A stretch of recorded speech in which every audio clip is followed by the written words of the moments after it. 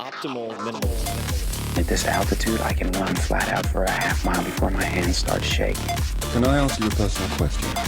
Now would seem an appropriate time. What if I did the opposite? I'm a cybernetic organism, living tissue over a metal endoskeleton. Tim Ferriss Show. Hello, friends. This is Tim Ferriss, and welcome to another episode of The Tim Ferriss Show. This is by far the most difficult podcast intro that I've ever recorded. I've already tried to do it 6 or 7 times and have failed, so I'm just going to run with it. And the reason for the difficulty will become super clear quickly. The guest is Terry Laughlin, who completely changed my life. He became a friend, a mentor. He taught me how to swim and did it remotely at first through his book, Total Immersion, when I was in my 30s.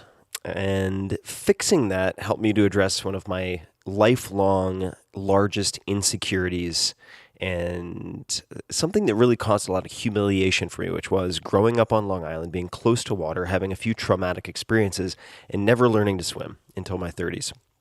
And Terry, you can learn all about Total Immersion everywhere. Just search Total Immersion Swimming, totalimmersion.net, TI Swim on Twitter, etc.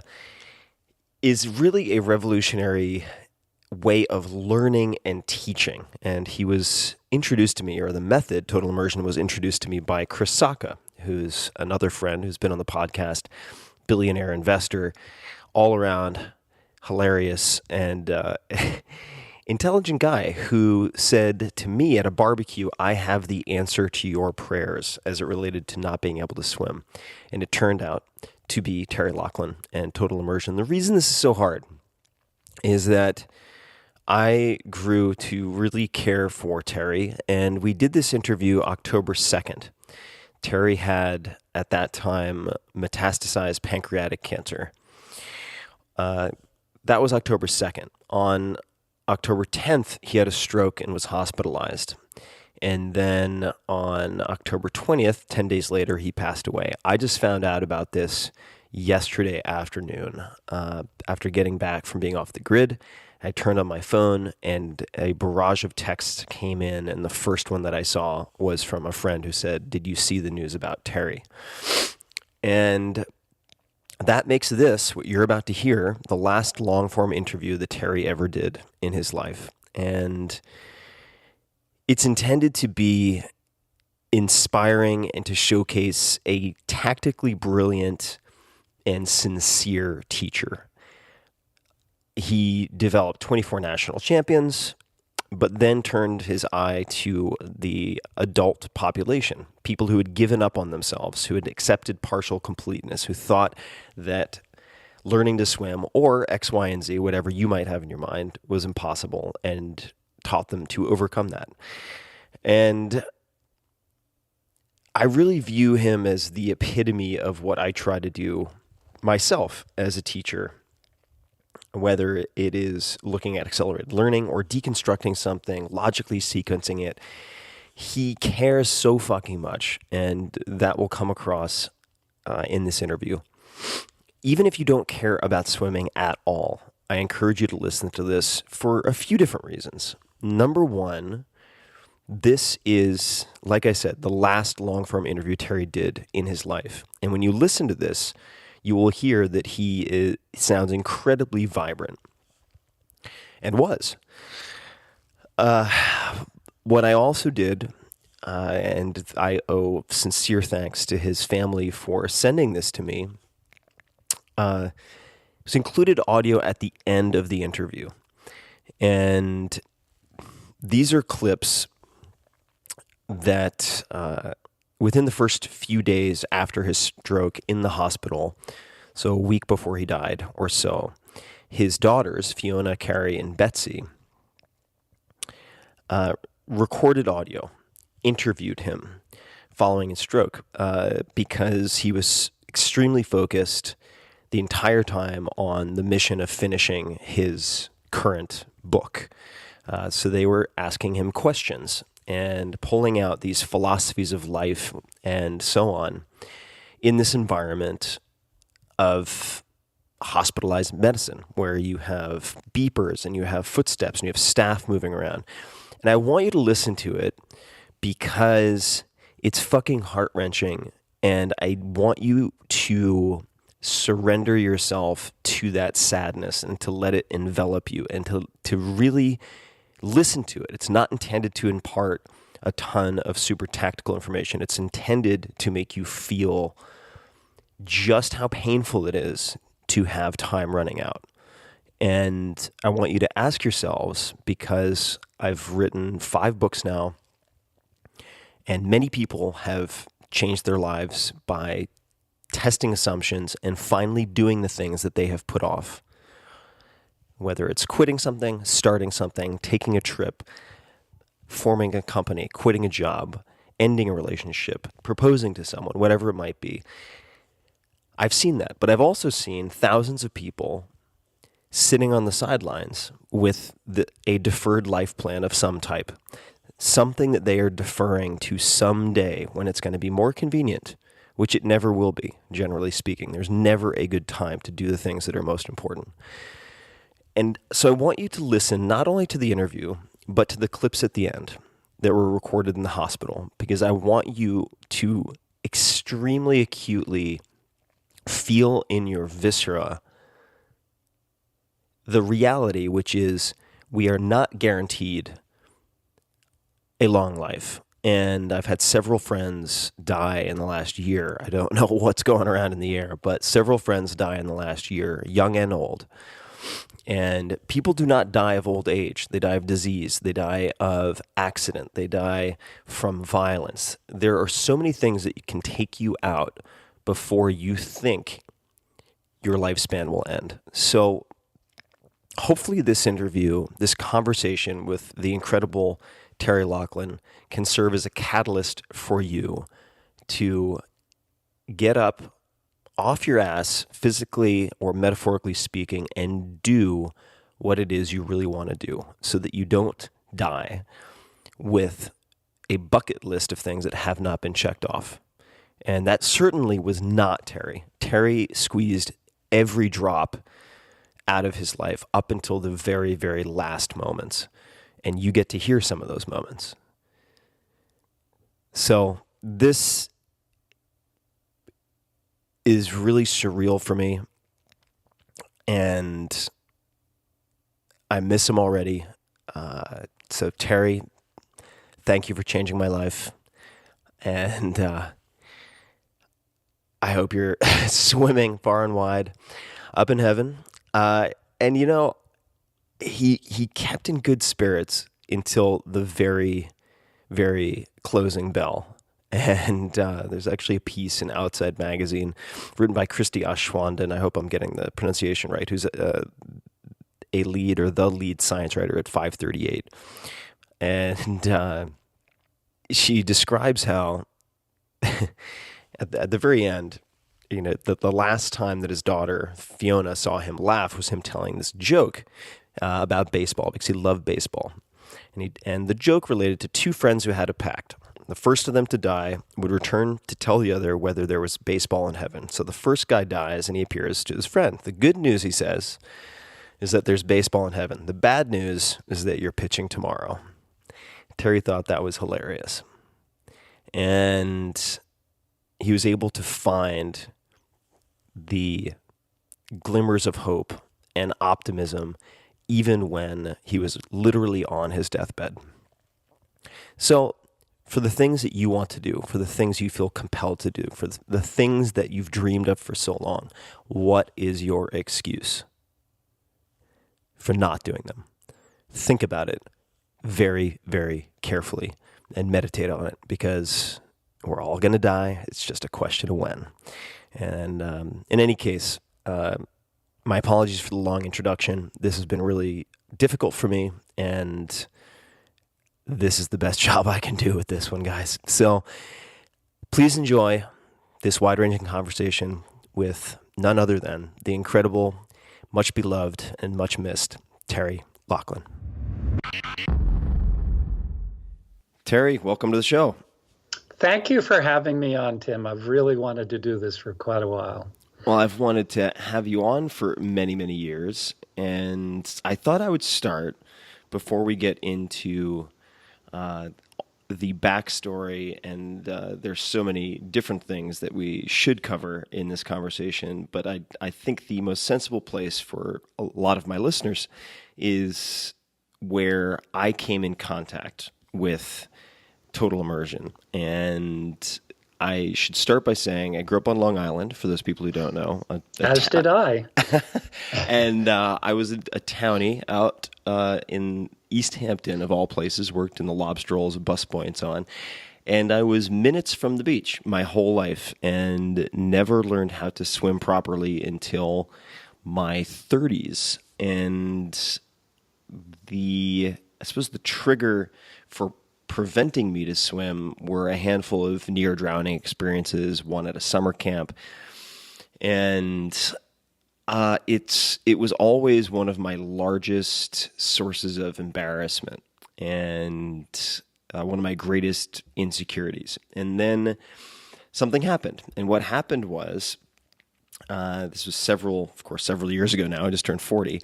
But at the end of a January, I want to say I'm not exactly sure when it was, 2007, 2008, around there, a friend and I decided to issue each other New Year's resolutions because we realized that without someone to hold you accountable, very little tends to get done with New Year's resolutions. So Chris Ashenden, who's known as the Kiwi because he's from New Zealand, said that I had to finish an open water 1 kilometer race. And that was going to be in 2008. So it must have been the very beginning of 2008. And I then challenged him to go a year without coffee or stimulants because he fed himself different types of stimulants to stay awake, and then used booze to go to sleep and so on, which is very, very normal. But I failed is the short story. I at least in the first, say, half or 3/4 of the year, I tried kickboards,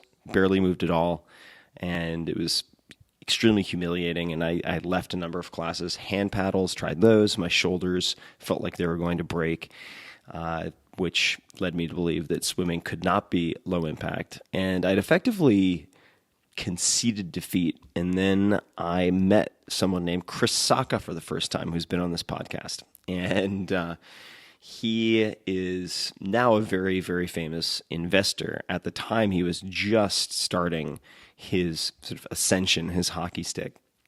And he was training for a triathlon. And we met at a barbecue organized by a guy named Kevin Rose, who was the first episode of this podcast. And I told him about how I was failing with swimming when he asked me what I was up to. I didn't start there, but we got there. And he said, "I have the answer to your prayers. It revolutionized how I swim." And that was his opening sales pitch. And that's what got me to TI, Total Immersion. And in the span of, I'd say around, between 7 to 10 days, with a book, and this is without even the video, went from about a like 1 to 2 length maximum in swimming in a small kind of home pool to more than 40 lengths per workout in sets of 2 to 4. And now, fast forward, I swim for relaxation, and part of how I chose where I wanted to live here, where I'm recording in Austin, Texas, was its proximity to swimming, which just is insane if you were to try to express that to my, say, 15-year-old self, 20-year-old self, even 30-year-old self. So thank you. That's a very long-winded intro, but I wanted to give people the context because, as Chris, my friend, pointed out, it's a life skill. It's not just a throwaway decorative skill. And every time I was on a boat, I had low-grade anxiety. Every time I was near water or going into water, I had low-grade anxiety, and I no longer have that. So thank you very kindly, sir. That's well, certainly I'm most gratified. And let me just, I'll bet you're familiar with Deep Eddy Pool. I am familiar with Deep Eddy Pool. I am. And just down the road from the Magnolia Cafe. which is run by your friends. Yeah, and Barton Springs, two wonderful places I love to swim when I visit Austin. And the fact that you can enjoy them that's the best part. It's not that you can swim 1K, but that you can take advantage of these lovely swimming holes that are really unique places and in a complete way. And to do it as something that I enjoy. I mean, it's something that I seek out, and I actually wanted to talk to you more about a couple of plans I have for swimming after this podcast, perhaps. But the punchline also, I didn't provide for people, so I improved my swimming, and then I was not able to find an open water race that was 1 kilometer. So instead, I swam open water in the ocean on Long Island, on the beach where I grew up going, but really going up to kind of my waist most of the time, and simply went offshore after asking a lifeguard how far away a given house was, and swam parallel to shore in the ocean, which is pretty murky out on that side of things, pretty sharky too, and swam almost a mile. So that's a lot longer than 1 kilometer. And probably the most successful I've ever felt in my entire life. And that puts you in really rarefied company, Tim. I mean, there are not very many people who can swim a mile in a pool, but to swim a mile in an ocean, it really takes it up another notch. Only 2%. There's a pretty authoritative estimate that only 2% of American adults can swim as much as a quarter mile nonstop. So you're in rarefied company swimming a mile in the ocean.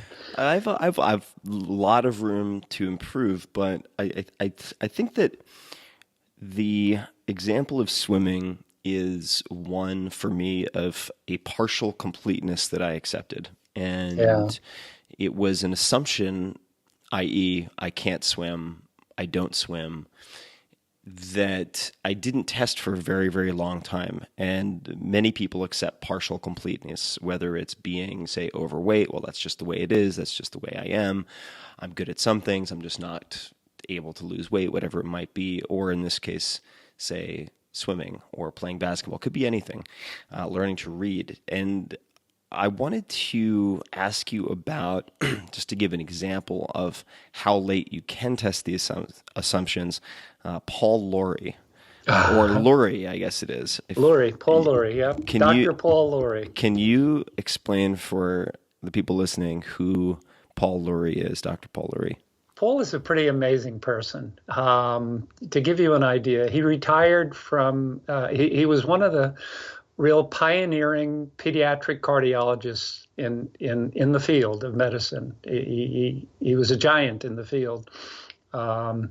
And he retired from practice as a pediatric cardiologist at age 68 and moved to Albany from Los Angeles to be close to his daughter. And this is at age 68. And for the next 25 years, he was an emeritus professor at Albany Medical College. So he taught his final seminar in pediatric cardiology at the age of 93, which will give you an idea of how unusual he is. He moved to New Paltz, where I live, into a senior living center called Woodland Pond, and it had a pool.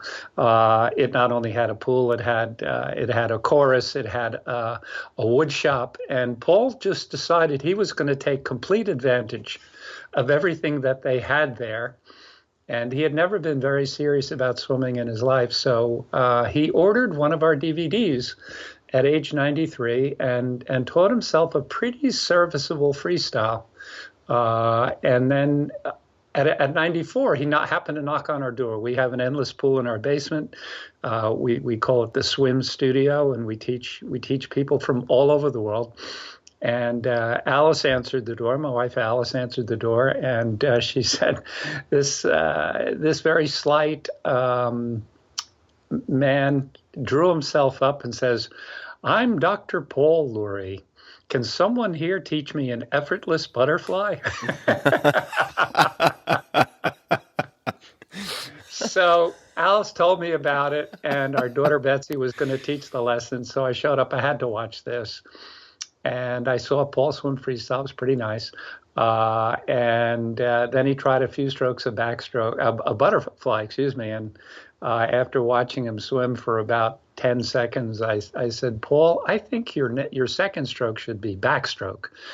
And I said, I offered him the ultimate senior discount. I'll come to the pool at Woodland Pond at no charge and teach you. And I ended up teaching him about 3 or 4 lessons. And when he was 95, we shot a video of Paul and I swimming together. We were doing what we call sync swimming, where I synchronize my stroke to his. And I posed the question on the video, can you tell which swimmer is 62 and which is 95? Because we looked identical, just exactly alike. And I was so proud of him. And to take this a little further, November 18th, I will be attending his 100th birthday party, and he's still swimming 20 lengths a day. Wow. Yeah, so it's never too late to start. And so, I mean, that's such a wonderful, I only knew about 10% of that story. I definitely didn't know about the showing up at the door. Yeah. I'm Dr. Paul Laurie. Can you teach me an effortless butterfly? Amazing. He swims freestyle and backstroke. He's happy with those 2 strokes. Now, I'll tell you something else that's really remarkable about Paul. So he took his first lesson at 94. He was still gaining speed at 97. I don't know if there's another example in physical capability of someone improving between age 96 and 97. The way he timed it was he swam a 20-length routine, which he continues to this day in the 50-foot pool at Woodland Pond. He does a 20-length routine where he swims 2 laps of free and 1 of back until he's done 20 lengths. And his time for that 20-length routine improved incredibly in the first year or so, but it was still getting faster between age 96 and 97. In fact, the day he improved his time at 97, I got a text message from his friend Marilyn Bell, who's another fantastic story, and she said, Paul improved, I think his time, I think he improved it from 13 minutes and change to 12:53 this morning. So I immediately texted back to both of them saying how thrilled I was about that. And then Paul texted me back. And he says, yes, I went in with a plan to improve my time. Now, how many people are going to the pool at age 97 with a plan and a strategy to improve his time? And his strategy was that he was going to swim even more quietly than before. And you go faster by swimming more quietly. I mean, it's just the whole unexpected nature of what he did and the unexpected nature of his strategy. A very great, cool story. How did you personally start swimming? Yes. Well, my dad started me when I was about 8 or 9, and my very first serious swimming experience was swimming at Bar Beach on Long Island. You were on the South Shore. I was on the North Shore. So in Hempstead Harbor on Long Island Sound, Bar Beach, and they had a raft anchored, I would guess, maybe 30 feet offshore, 10 yards or so. And I used to watch with great envy. I used to watch my dad swim out to the yacht, to the raft and beyond. And he would come back and he would have me do dead man's float and move my arms in circles, and I would sort of practice in the shallows. And then one day I just screwed up my courage and decided I was going to make a try for the raft. And I, swam as we all do when we take that first swim in deep water, which is frantically. And I got to the raft, gratefully pulled myself out, and then called a lifeguard to bring me back, escort me back safely, as my mother tells me. So that was my start. And then a pool opened. We didn't have a pool at that time in Williston Park where I grew up, and they opened a pool in 1963 when I was 12, and I took the Red Cross swimmer course and got my Red Cross swimmer badge and joined the pool, the swim team at the pool. And then in 8th grade at St. Aidan's School, my Catholic grammar school, they announced a tryout for the swimming team, and there is not a lower, more grassroots level of swimming than Catholic diocesan once a year meet. So they were going to have a few practices and then swim in the diocesan annual meet. So I tried out. Well, I didn't even have to swim the length of the pool. It was the width of the Farmingdale Community College 6-lane pool. And when I got across the pool, there was a coach in full clothing in the water next to me, who had jumped in to escort me across, not sure I would make it under my own power. So needless to say, I didn't make the cut. Not an auspicious start. And the guy who cut me is still alive, friend of my parents, and we still laugh about that. But then they had the Red Cross 50-mile swim chart at the pool, as all pools did in those days. And you could get a badge for swimming 50 miles. And I had 11 weeks in the summer to swim 50 miles. So at age 13, I decided I was going to earn that. And I discovered I really loved the solitude of doing laps. And I just through doing the laps to earn the 50-mile badge, which I did, I turned myself into an okay swimmer. Certainly not one with any sort of efficient technique, but one who could swim a mile a day. Not many people can, and I managed to turn myself into a mile-a-day swimmer at age 13. So let's flash forward, and we can certainly pick up anything in between. But if we look at, say, 1972, so you, at that time, my understanding is begin coaching at the U.S. Merchant Marine Academy. Correct. And it was there that you had an epiphany, or sort of observed something that would later very much influence your teaching style. Can you tell us about what you learned while you were coaching? It's a foreshadowing, and an unbelievable foreshadowing of how I would spend the next 40 odd years. First of all, to preface it, I have to take note that I had swum for 8 years before I became a coach. And I was a very hardworking, very frustrated swimmer. And during those 8 years, I can remember one occasion when a coach said anything to me about technique. So I got, if you take your cues from what your coaches do, they put workouts on the board and then said, ready, go. And nobody said a word about technique except for this one time where one of my coaches said, Laughlin, you'll never swim fast if you don't move your arms slower. That was the only input I got, because I was such a high turnover swimmer. And as far as I knew, how else do you swim fast except by moving your arms faster? So I'd gone through 8 years with not a word about technique except that one time. And then I was the coach of the Merchant Marine Academy. I think I had 12 men in a 4-lane pool. And I gave them a garden variety warm-up of 800 yards of freestyle. Takes about 10 to 12 minutes to do. And I watched them from the end of the pool, and it's the first time I'm ever watching swimmers, and where I'm in the situation or the responsibility of being responsible for their performance. And I must have been watching with a keener eye than I ever had before, because I noticed that every swimmer in the pool was asymmetrical. Those who breathed to the left torqued and twisted in that direction, and those who breathed to the right likewise. And it just occurred to me that, if the object is to move to the other end by presumably by a laser line, that it's not good in every single stroke to be diverting momentum and energy off to the side. So I went home that night pondering what I'd seen and what I might do about it, and I decided that the next day for warm up,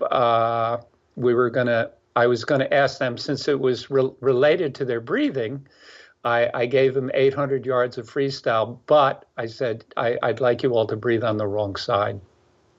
And because we all start our swimming with a right side, a side on which we are naturally more comfortable. And the other side, we don't breathe to it because it feels more awkward and uncomfortable. So for the next 10 to 12 minutes, I had a markedly more symmetrical team. And I said, that can't be a bad thing. I didn't know the first thing about biomechanics at the time. It just seemed evident to me aesthetically that anything that moved you straight ahead was better than something that kept diverting you to the side. And I was just so gratified by the positive response to my first seat of the pants experiment in stroke work that I thought, I'm just going to carry on. And I did. And it was not difficult. And I had never been an assistant coach. I had never taken a coaching course or anything even remotely related to sports science or swimming or biomechanics or any of that. But I really trusted my aesthetic judgment. I trusted that what looked good was good. And I had an example of that. I had a 4-lane pool, and there was a hierarchy where the fast swimmers were in lane 1 and the slow swimmers were in lane 4. And as I cast my eye across the pool, the swimmers in lane 1, the fast swimmers, looked more taller in the water. They looked longer as they stroked, and they were markedly smoother. And the swimmers in lane 4 were shorter and more choppy and more rough. And I thought, I'm just going to experiment with them and try different things to see if I can make them look more like the swimmers in lane 1. And another interesting thing happened when I started engaging with them. And as I said, the coaching I got was all ready-go coaching, where the coach would give you a set that lasted 30 minutes and then just sit and watch you. But when I was working with them on technique, I was engaging with them in a much more intimate manner. And I pretty quickly noticed that there was another difference between movement form, between quality of form and speed, which was that Kings Point was a little bit different from a lot of colleges in that there were no athletic scholarships. And so your reason for swimming came down to you got excused from unwelcome, unpleasant duties like cleaning out the latrine and marching in reviews and stuff like that during the length of the season, or you really wanted to swim. And I saw there was a big overlap between want to swim and good form and faster swimming in lane 1 and escapism and poor form and slow times in lane 4. So, then it was a matter of how to engage them as well. And I found that the technique challenges that I was giving them and the little puzzles to solve and so on, brought out in them a certain zest for the workouts that had not been there before. So I'm really curious to know the first where what would later become Total Immersion kind of entered the picture. And I want to just make a couple of footnotes because it's related to a number of things you said. For instance, the perhaps very, in retrospect, it's sensible and obvious advice to, for instance, do what I do now, which is breathe every third stroke, which means I'm going right, left, right, left, right, left, in a very symmetrical way. That's one of the points that you mentioned, and then the importance of and this is something that I think applies to just about everything.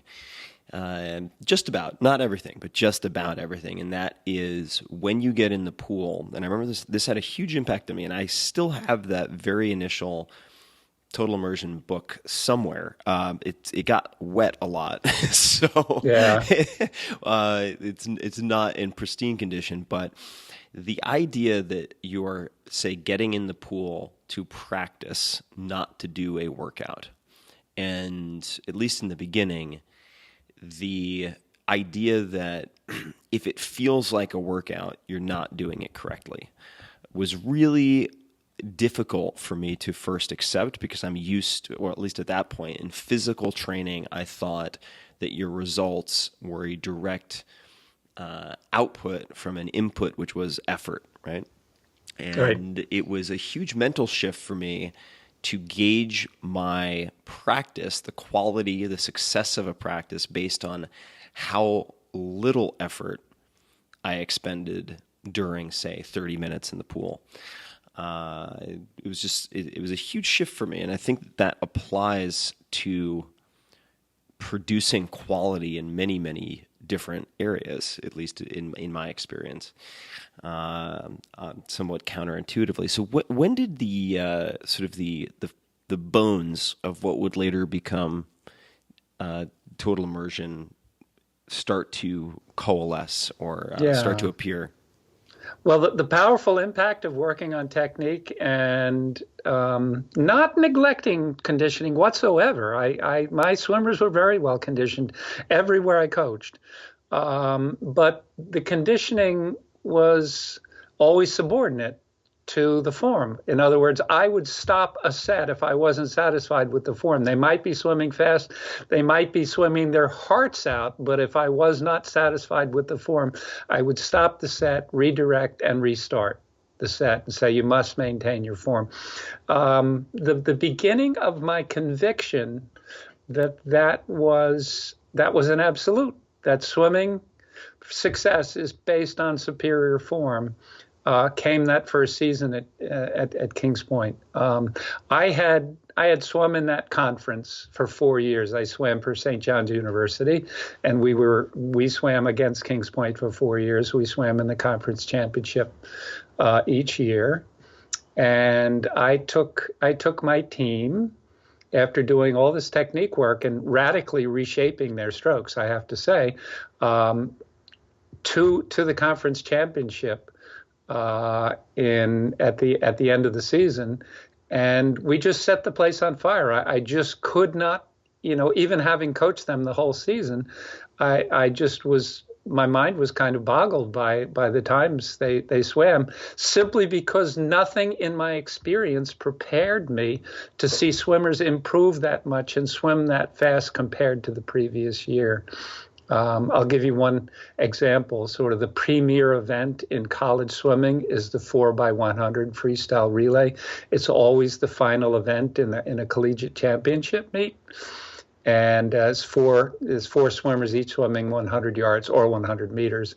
And in the 4 years that I was in the conference, the conference record for that event improved from 325 to 323.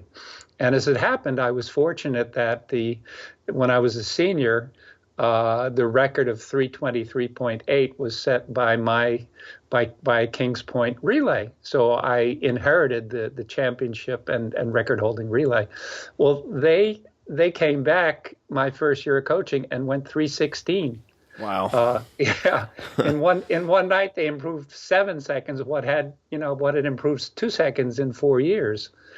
And everybody's jaws were hanging around the pool. And I realized, oh my goodness, what have I wrought? I had never done anything that would suggest distinction of any sort in my life prior to that night. What year, do you recall the year on that? Yeah, that was March of 1973. Okay, so that's and I was still 21 years old, for goodness sakes. I was the youngest coach in the NCAA. And now you ended up producing, and I want to sort of qualify my earlier statement also, 24 national club and college champions. Right. If I'm getting my facts straight. So I don't want to imply that conditioning isn't a piece of successfully coaching a competitive team, certainly, but that it's necessary but not sufficient, right? I mean, to produce the improvement that you did in the relay, you can't just have them train harder or expend more calories in the pool. It was a technical improvement, and I think that right. There's no way any change in conditioning, anything I could have done in workouts could have produced that improvement. No way at all. Now, tell me about Bill Boomer. Where did Bill enter the picture, and what Okay, what so effect did he have? so I actually met Bill Boomer in 1988, and I was just ready to step away from coaching. I had gotten burned out. I still love coaching. I love teaching, but I had gotten a little burned out on dealing with parents. And Wait, before we just gloss over that, so can you give us an example of like what type of stuff burned you out with parents? yeah, well, there was one time where I had these two really sensational 12-year-old boys. And when I had really good swimmers, I would make things a little more challenging for them. I didn't want it to come too easily because at age 12, when you're a dominant swimmer, you're not used to being challenged. So we got to our season, our state age group championships, and I said to the 12-year-old boys, out of the 8 events you're going to swim, you can choose 6, but I'm going to choose 2. And they both knew what it would be. It was going to be that they were both going to swim breaststroke events because that was their weakest event. And I wanted them to have at least 1 or 2 races where they really had to race and not just race each other. One of the boys, the parents came to me and complained bitterly about my forcing their son to do that. He had no problem with it. He didn't have an objection or had not raised an objection, but because it was going to hurt his chances of winning the high point award. And and I'm thinking about his long-term development, not whether he wins the trophy at age 12, and in the end, the other boy who his parents were fully supportive, he and his parents were fully supportive, and he swam the breaststroke events. And I decided it wasn't worth fighting that battle. That if it was that important, I'd let him not swim breaststroke. But the other boy swam the breaststroke and ended up winning the high point award. So you were burning out because of overzealous or maybe over-involved, over-vocal parents. Yeah, they had just lost their sense of perspective in it. And Bill Boomer came into the picture around that time. Yeah, so I'm 37 years old, and I have no money in the bank. I also had a 14-year-old daughter I was thinking, oh, I've got college costs coming up, and coaching just didn't pay well. I was one of the most successful, most respected coaches in the United States in the age group ranks, and I had never earned more than $15,000. In a season, and had no money in the bank. So I just decided I was going to cast about and see what else my native abilities might allow me to do that might pay better. But I still wanted to coach. I still wanted to keep my hand in it. I was invited to the American Swimming Coaches Association World Clinic. It's the top coaching clinic in the world. And I was invited to talk on a topic related to age group swimming. And then immediately after I finished my talk, I was sitting in the back of the room, sort of decompressing with some coaching friends. And I had intended to go see Randy Reese, the head coach of the University of Florida at the time, and a guy who had coached many Olympians and world record holders. And by the way, the brother of Eddie Reese, who's a coach at University of Texas at Austin, and probably the most successful coach we have in the United States. So I was going to go see Randy Reese and learn how to coach world record holders. And Bill Boomer, a completely unheralded, little-known coach with a really unconventional approach to things. He was a coach at the University of Rochester in Rochester, New York, and he got up and started speaking, and he just right from his opening sentences, it blew my mind. He was talking about things I had never heard, and the thing that he said that has stuck with me ever since, that I'll quote 2 quotes of his, but the first was, he says, the shape of the engine is more important than the shape of the vessel is more important than the size of the engine in swimming. And every coaching talk I had been to over the previous 16 years of going to coaching clinics, everyone had been about engine building. Not a single talk about vessel shaping. What do we really mean by this? Boomer says that a human body moving through the water should be treated like any vessel and should be designed to move through the water with as little drag and as little turbulence as possible. And engine building referred to both building the aerobic engine through cardiovascular conditioning and emphasizing how powerful the pull and kick is by doing what I call arms department, legs department training, where you tie your legs together, you put a buoy between them and a band around them, take them out of the picture, and then put a pair of big paddles on your hands and muscle your way up and down the pool with your arm muscles, or you immobilize your arms and possibly put on fins for more power and muscle your way up and down the pool, and separating the arms from the legs in training, disintegrating the body, in other words. So the two types of engine building is really all that I had ever heard emphasized. And that was the first thing. And I'll come back with another anecdote later to tell you why this resonated with me. But the other thing that he said was that conditioning is something that happens to you while you build, refine, and imprint skills. And just the fact that, you would first look at the skill component, first look at the skill impact of any training set or task you give, and that the metabolic component, the conditioning component, would be a factor of the difficulty of the skill task, as opposed to just say to the swimmer, I want your heart rate above 170 for the next 20 minutes, ready, go.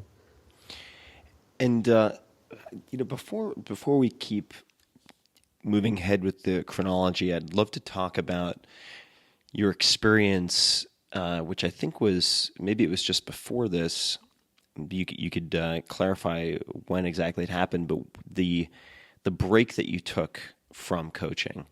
Can you tell us a bit about that experience when you were testing other avenues for making a living?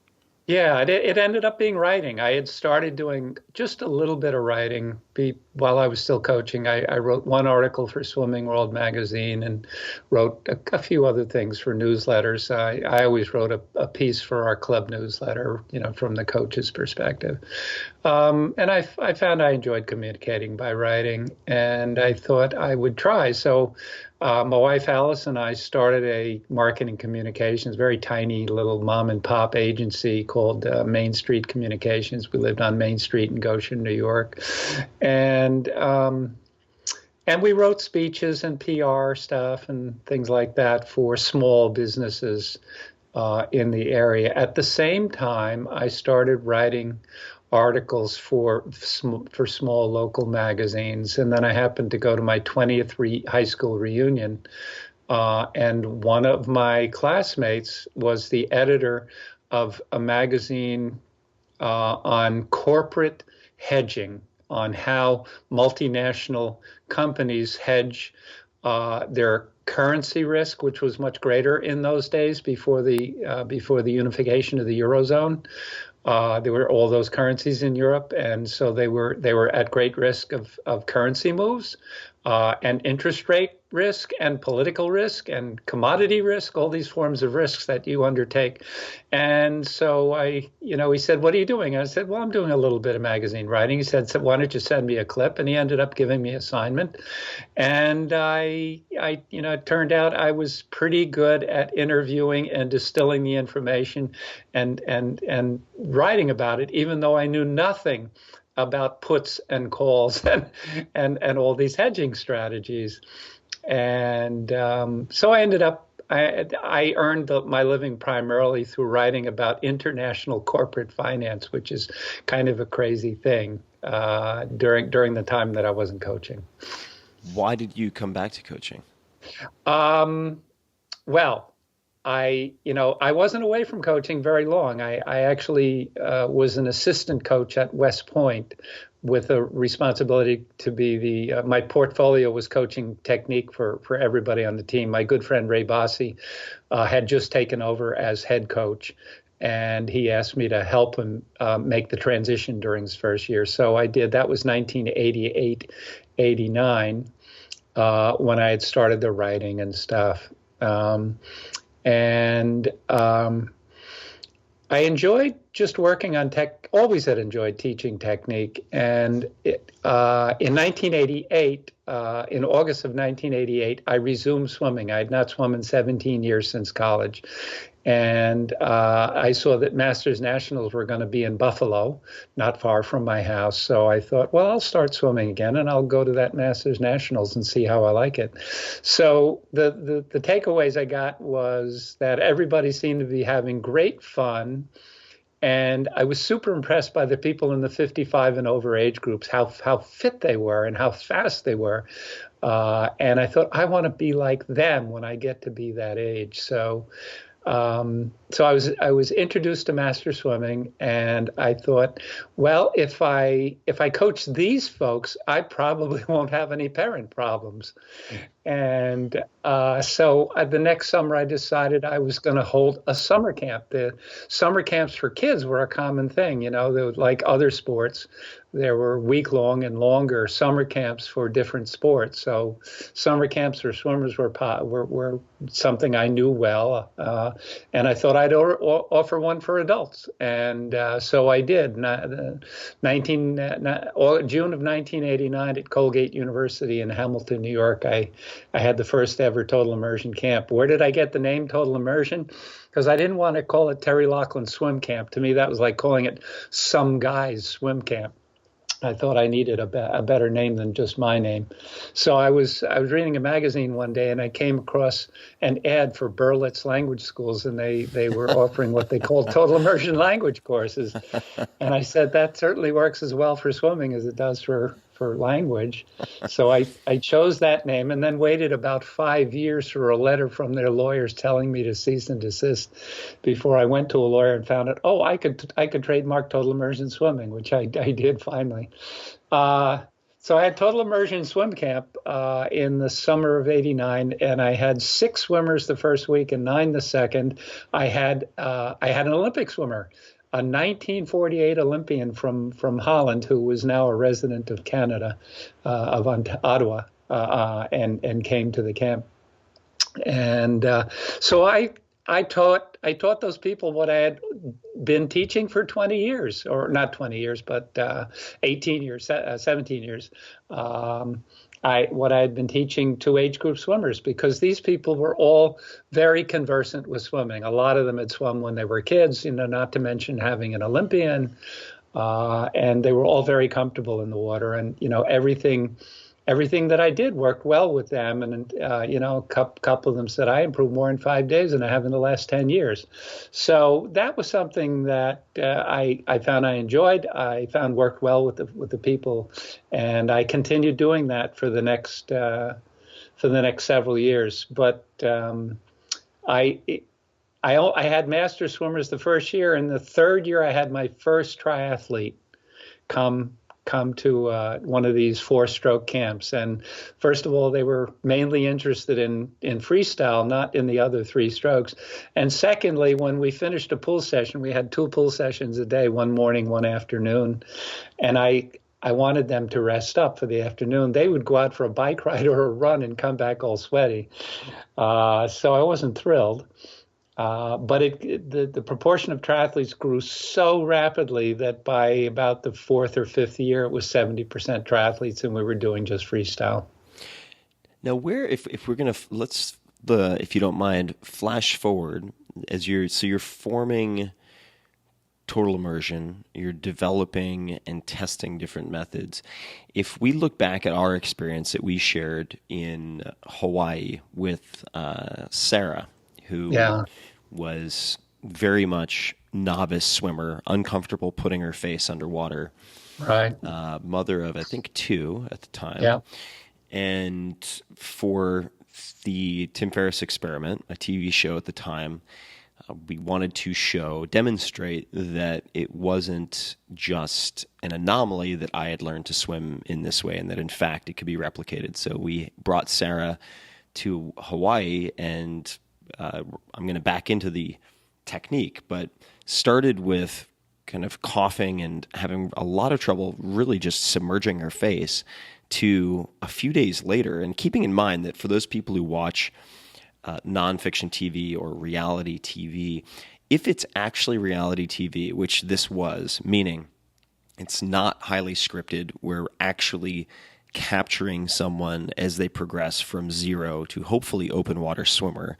Yeah. And there's a lot. You're really on the line. You're putting it on the line. You're really on the line, and also you have audio issues, you have camera reframing. So you might think that with, say, Sarah, we had 4 or 5 days of training, but in reality, we had a much shortened period of time. It was probably half of that time that we had to work. Very, very complicated and challenging instructional environment with all the technical people around and all the cameras and the reshoots and all of that. Yeah. Yeah, but it worked, and she ended up swimming in very deep water, open water, sink swimming with both of us, and breathing in freestyle stroke. It was just tremendous. But where do you take someone like a Sarah and begin? Where do you start? Because I think this is where a lot of people who try to learn to swim, and they swallow their pride and go to the pool or find a coach,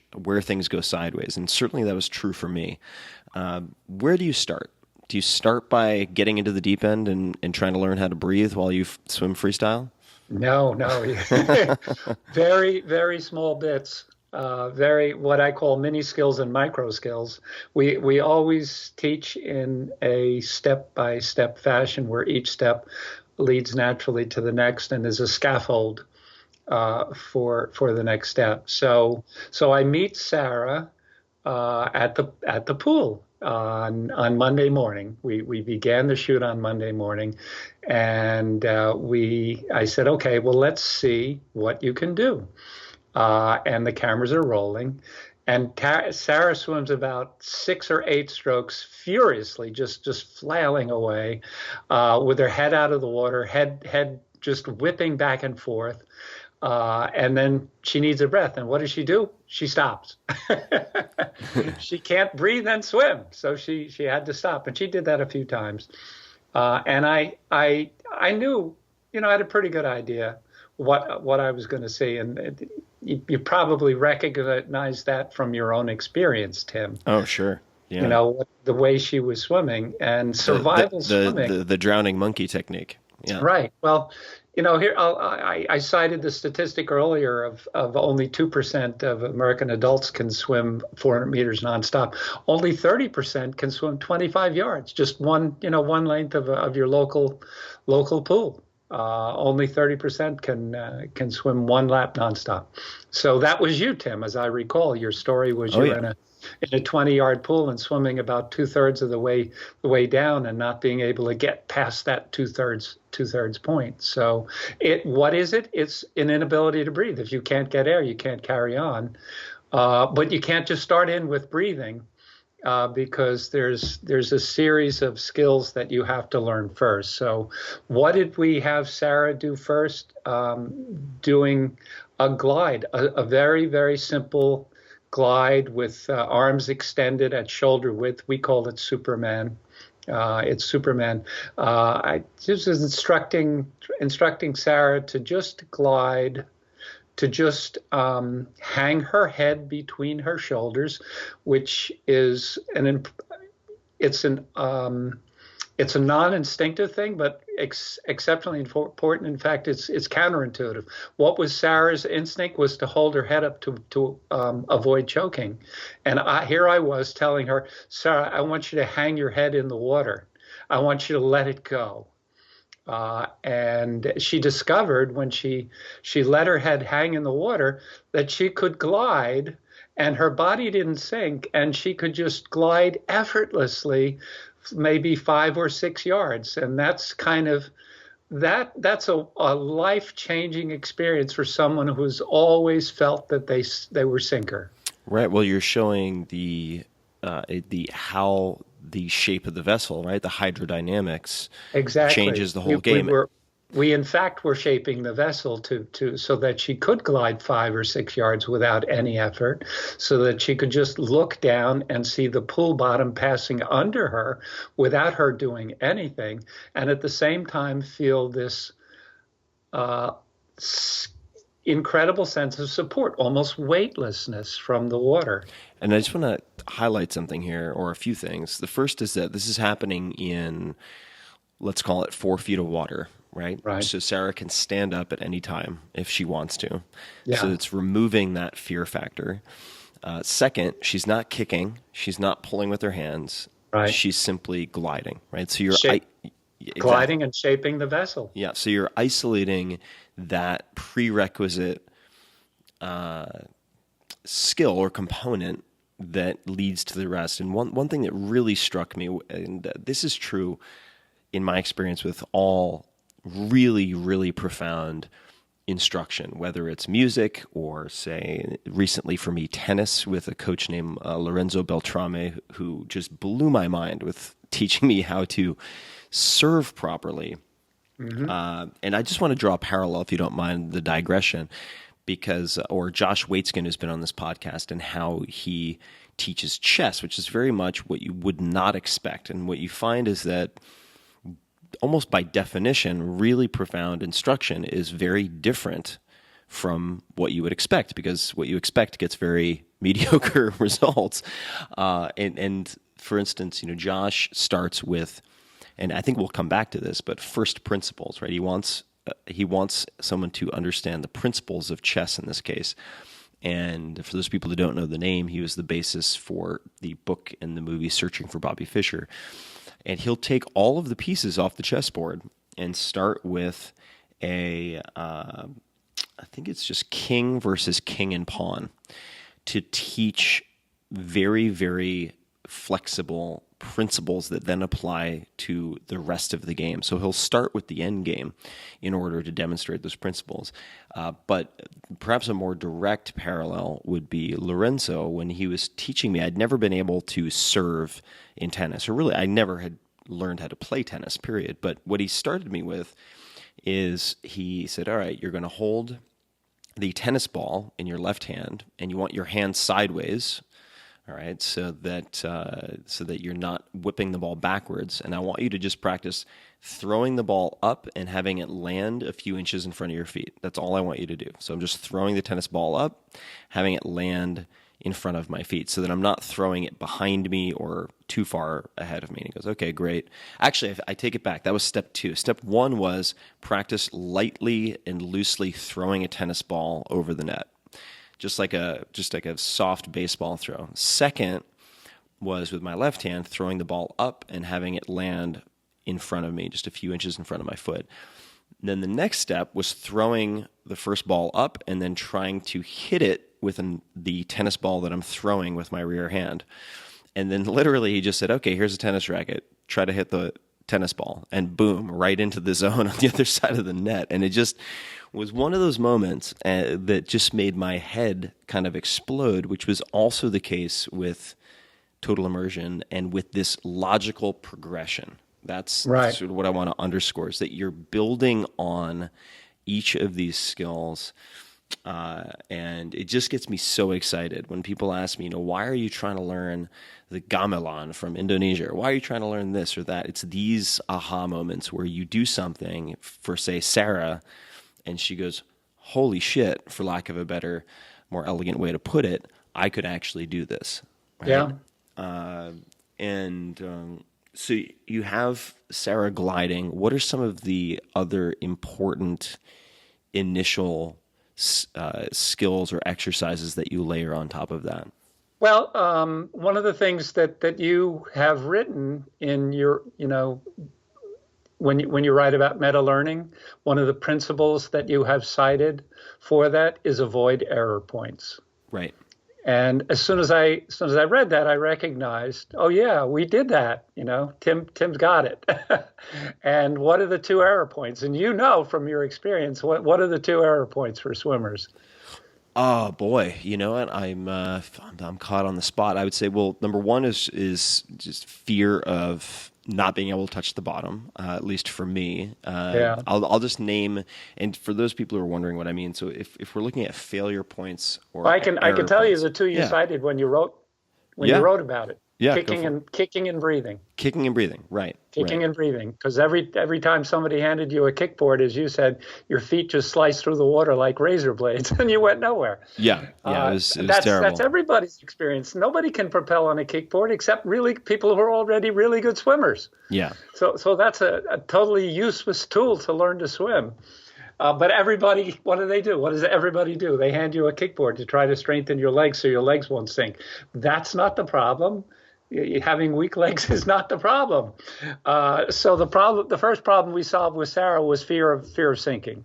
Mm-hmm. And we took out the breathing component. We said we're going to add that later. When you are ready, when you have a platform of skills so that you can control something about how you breathe, then we'll introduce that. And, we're going to not even make kicking part of it at all, but teach you, as you have written, Tim, to have the legs draft behind the upper body. Mm-hmm. So we had her do exactly that with the Superman glide, which is just let out a pearl-sized string of bubbles so that you're not holding your breath.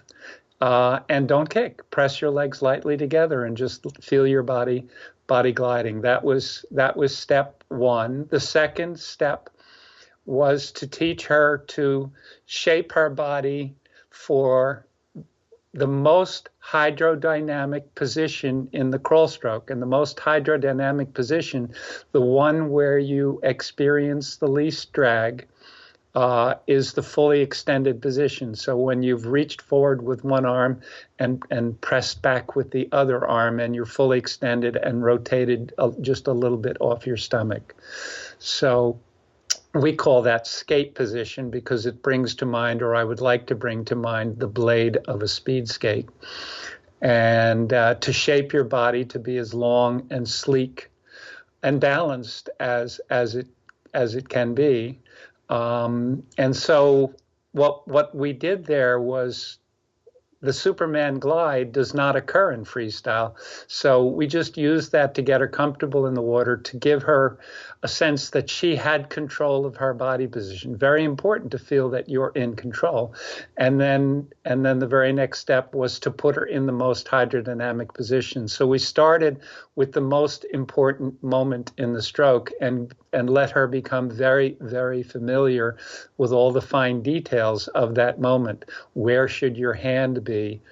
Your extended hand be? It should be in a particular place. It should be below your body, and it should be on a track with the whole right side of your body if it's your right arm. And your left shoulder should be barely above the surface. You should be looking straight down. You should be kicking very, very minimally. And so we taught her that position. I would say we spent a good part of an entire pool session just letting Sarah become familiar with and in control of that position. No, definitely. And a couple of things that come to mind that I also want to bring up that were particularly helpful for me. Number one was having and I'm very quantified in the sense that I like to have a number I can use for tracking improvement, but when you're just learning how to swim, looking at, say, lap speed is going to encourage bad behavior, right? It's going to encourage, at least in me, the thrashing and overexertion that we want to avoid. But looking at the sort of stroke count per length ended up being really helpful for me. So, for instance, I went from, in about 4 workouts, this is, again, by myself, just self-coaching with the book, more than 25 strokes per 20-yard length to an average of around 11 strokes. So I had doubled my sort of efficiency, right? And I'll just run through a couple of quick notes that I have here. So the first is more of a meta comment, which is people think of swimming, and I thought of swimming as something you do on top of the water. And I'll just list a few of these, and then we can dig into them. But whereas in fact, your body is denser than, or very often denser than water, you're going to be mostly submerged. So if you think of freestyle as having, say, 90%, you could give you probably a more accurate percentage, but like 90% of your body underwater, then when you are swimming, say freestyle, your body is going to be mostly underwater. And just accepting that removes a huge fear factor, because if you're accustomed to thinking, I have to swim in order to breathe, I have to keep my body on top of the water, you're on a suicide mission. It's just not going to work. The physics don't provide for it. Gravity will always win that battle. Yeah, gravity's always going to win. So when you're taught from the very outset, or the expectation is set, all right, your body's going to be 95% underwater, and your goal, and let's start by kicking off a wall in 4 feet of water, is to glide from, say, sort of fuselage right to fuselage left, right? So if we think of freestyle not as swimming on your stomach, but from alternating from one extended position to the other, just like you would go from, say, right speed skate to left speed skate, like you were mentioning earlier, in that extended position, things change really, really quickly. And thinking of, these are just a couple of the counterintuitive things I want to mention for people that really helped me. Another was focusing on driving your arm through the water as opposed to pulling in order to encourage that position. The looking straight down, which you mentioned, also I think very counterintuitive for folks, and having your arm, when you are in that fully extended position, a good deal underwater, not on top of the water. And what that does is helps to apply water pressure on the arm and raise the legs, right? So my issue, or what I thought was my issue, I call that the trim tab effect. So the way that the trim tabs on an airplane work to raise or lower the nose. If you have something in front, hydrodynamics and aerodynamics work exactly the same. And if you have something in front of the vessel that is angled down, it's going to lift the rear. And that's, so the arm is acting as a trim tab for your body and effortlessly lifting your legs to the surface, meaning two really important things. One is you save on the energy of kicking, and the second is you save a huge amount of turbulence and drag. So just, using the arm in that way, who would ever think that that's more important than pushing water back? What are some of the drills or exercises that you've found most helpful for translating to most of the components you want to emphasize into one exercise? So one that I found just really, really tremendously helpful was hand swapping. So if you could talk to perhaps, front quadrant swimming a little bit, but the idea that, when in doubt, if I feel like I'm getting a little panicky or getting tired or whatever it might be, I think of hand swapping. Could you describe what that means for people? Sure. So our innate primal instinct when we start swimming is to windmill the arms heedlessly, just churn away with the arms, meaning generally the arms are going to be 180 degrees apart, or close to it. And not only are you not creating much propulsion by windmilling your arms, you're also creating a whole lot of drag. That's a sort of a fatal prescription for getting anywhere. And so we always have prioritized what we call vessel shaping, or shaping your human swimming body to minimize drag during all moments in the stroke. And so the first thing you can do to minimize drag is use your arm to lengthen your body. The longer the body is, the less drag there is. And then you need to think a little bit about stroke timing in terms of that, because You want to keep the body long for a bit more of the recovery. The recovery is when you're bringing your arm forward.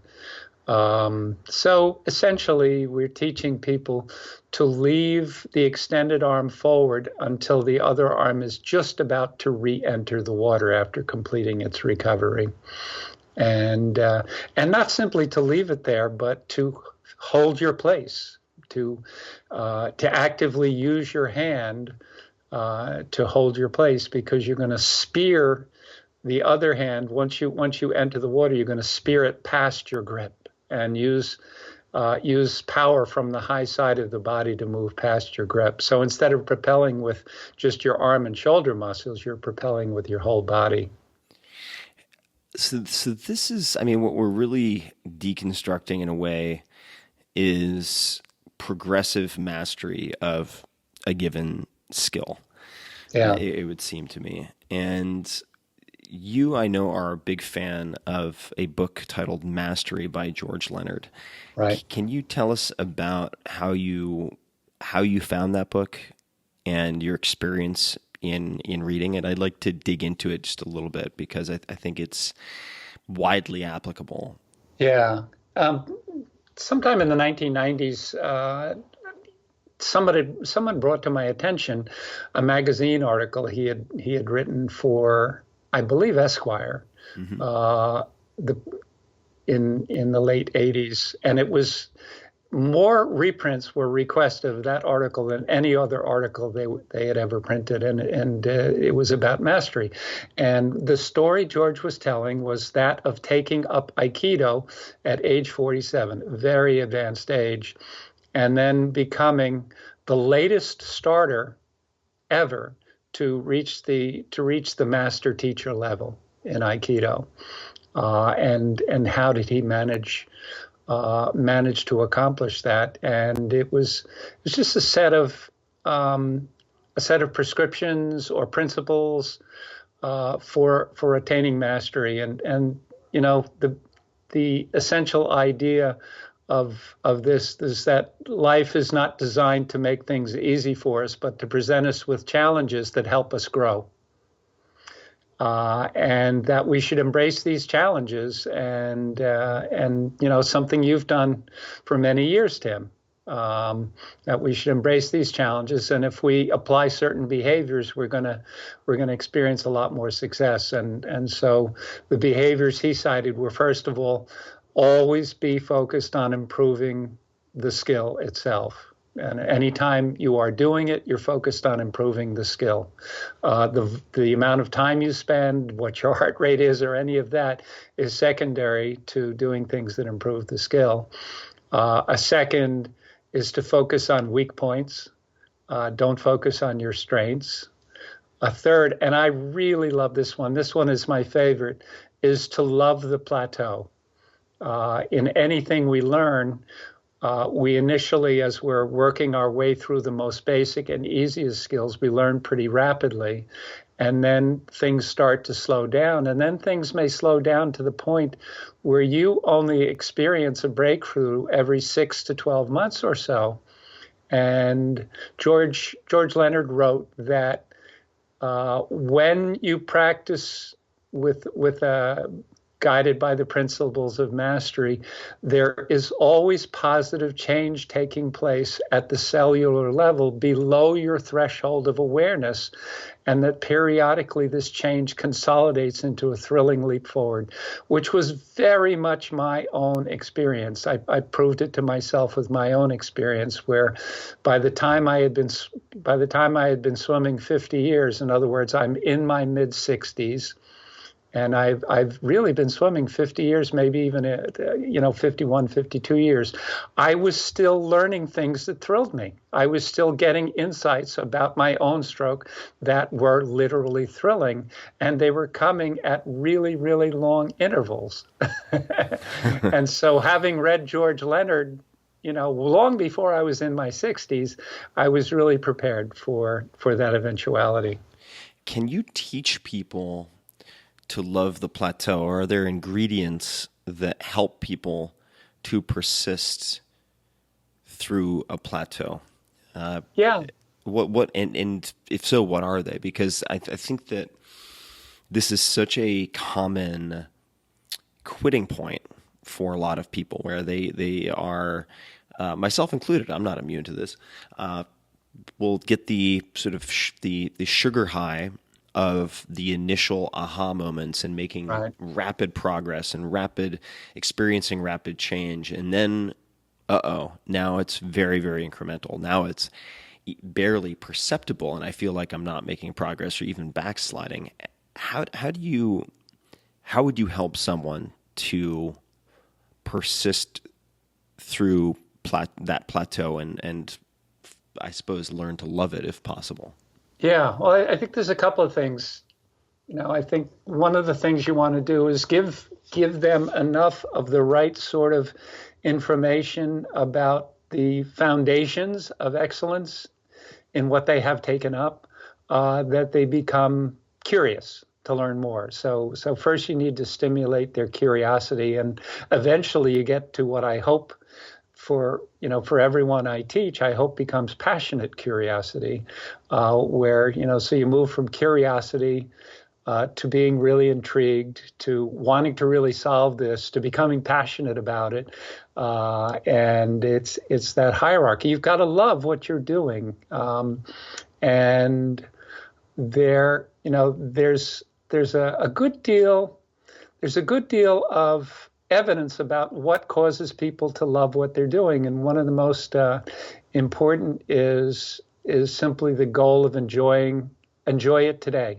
If I'm going to work out for an hour, my goal is to enjoy my hour of workout. At the beginning of the year, health clubs all over see a flock of people signing up, and they sign up far more people than they can actually serve, because they know that about 2/3 of them are going to not use their membership. They're gonna start out with all afire and then lose it and stop going to the gym. And there's been a pretty authoritative study that showed the main difference between the people who continued using their membership and those who did not was that those who stopped using their membership had in mind some benefit they might receive in 6 months' time, while the people who used their membership and stayed with it just enjoyed going to the gym every day. They did things that brought them pleasure in the moment. So I think pleasure in the moment is really important. And the other thing is you've got to be really engaged with it. And if I see people on the aerobic equipment at my gym, what do I see? Well, some of them are reading books and disassociating from what they're doing, and others are really paying attention to what they're doing. They may be using an elliptical machine or a running treadmill or something for the umpteenth time, but they're still finding details about how they use that machine that are worth their attention. So what might some of those details be? And I'll add a few that I've found helpful for persisting in the face of a potential, say, technical plateau, right? Or even a strength plateau, for instance, in the case of strength training. So a few things that help me to continue. Number one is, in the case of swimming, recognizing the sort of beneficial mental shift and emotional, psychological shift that takes place in me, even if I am not swimming more laps or improving times. My state coming out of the pool is almost always better than it was going into the pool. I just feel better. And so that has benefits, even if I'm not, say, developing towards being a top competitive swimmer. The second, and this is true for me in almost everything, but I have measurables. And it doesn't mean that I'm tracking my measurables from workout to workout, but it gives me, I find the act of counting very meditative. So the fact that I have, for instance, in weight training, usually there's a cadence. Let's say it's 2 seconds up, 4 seconds down. Or yesterday I did a workout where I was doing 5 seconds up, 5 seconds down. So there's a tempo counting, and then there's a repetition counting, and then I'm logging the sets. And I find for whatever reason that increases my adherence to something. If I have a quantification, in the case of swimming, I have the 1, 2, 3, 1, 2, 3 of breathing on alternate sides, and then I also have the strokes per length that I can focus on, or the hand swapping drill. And the last that comes to mind is specifically as it relates to swimming, because there is, I think, still a tiny part of me in the back of my head that is afraid of drowning. I mean, there's a tiny part that still has the fear accumulated over 30 years, and I'm comfortable in the water. But what I think helps me to continue to want to go back to the pool is always doing less than what I feel capable of doing, which is very much the opposite of what I've done in almost every other place. Not everywhere, but in the case of swimming, there are a few other places where you have fine motor skill. Tennis also true. Doing less than I feel is possible. So in other words, stopping before my technique really deteriorates. Tim, how long do you usually swim? Oh, I swim for very short periods of time. I would say typically less than 45 minutes. Very good. Very good. That's what I'd recommend to most people.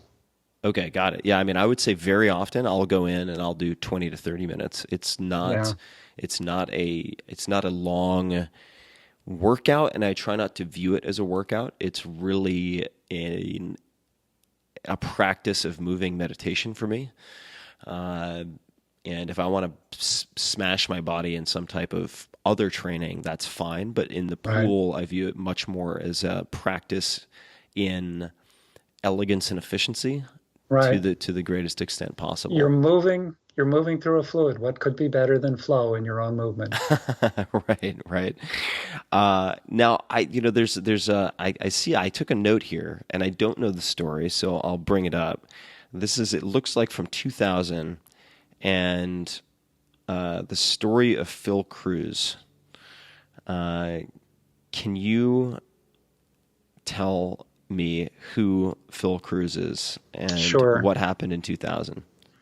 Yeah, I think maybe 1999. I did a workshop in Chapel Hill. We had maybe 20 attendees, and we had one in particular who was the most challenged student that I had yet seen.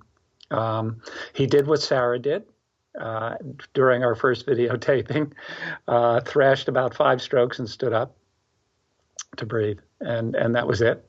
And by the end of the 2-day workshop on Sunday afternoon, it was a triumph for him to navigate one lane to the pool continuously with a hybrid between drilling and swimming. It wasn't even whole stroke. So fast forward 18 months, and I'm teaching what we call a Kaizen camp in Florida.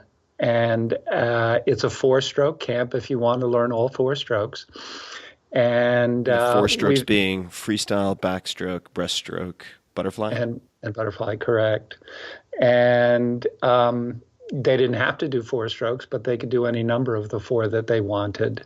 And we videotaped everybody in the first session to get a before picture, any of the strokes that you wanted. And while we were videotaping freestyle, one of these camp participants swam the most unbelievably beautiful freestyle at the level of our best coaches. Just that sort of grace and fluency and ease.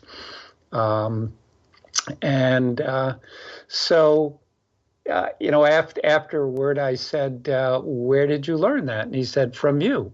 It became clear that he was the person who had attended, who had been at that such a challenge swimmer 18 months earlier in Chapel Hill. And not only that, but he was a soybean farmer. He had previously worked in a management position and then became a gentleman farmer after retiring from that. But he farmed soybeans in coastal North Carolina.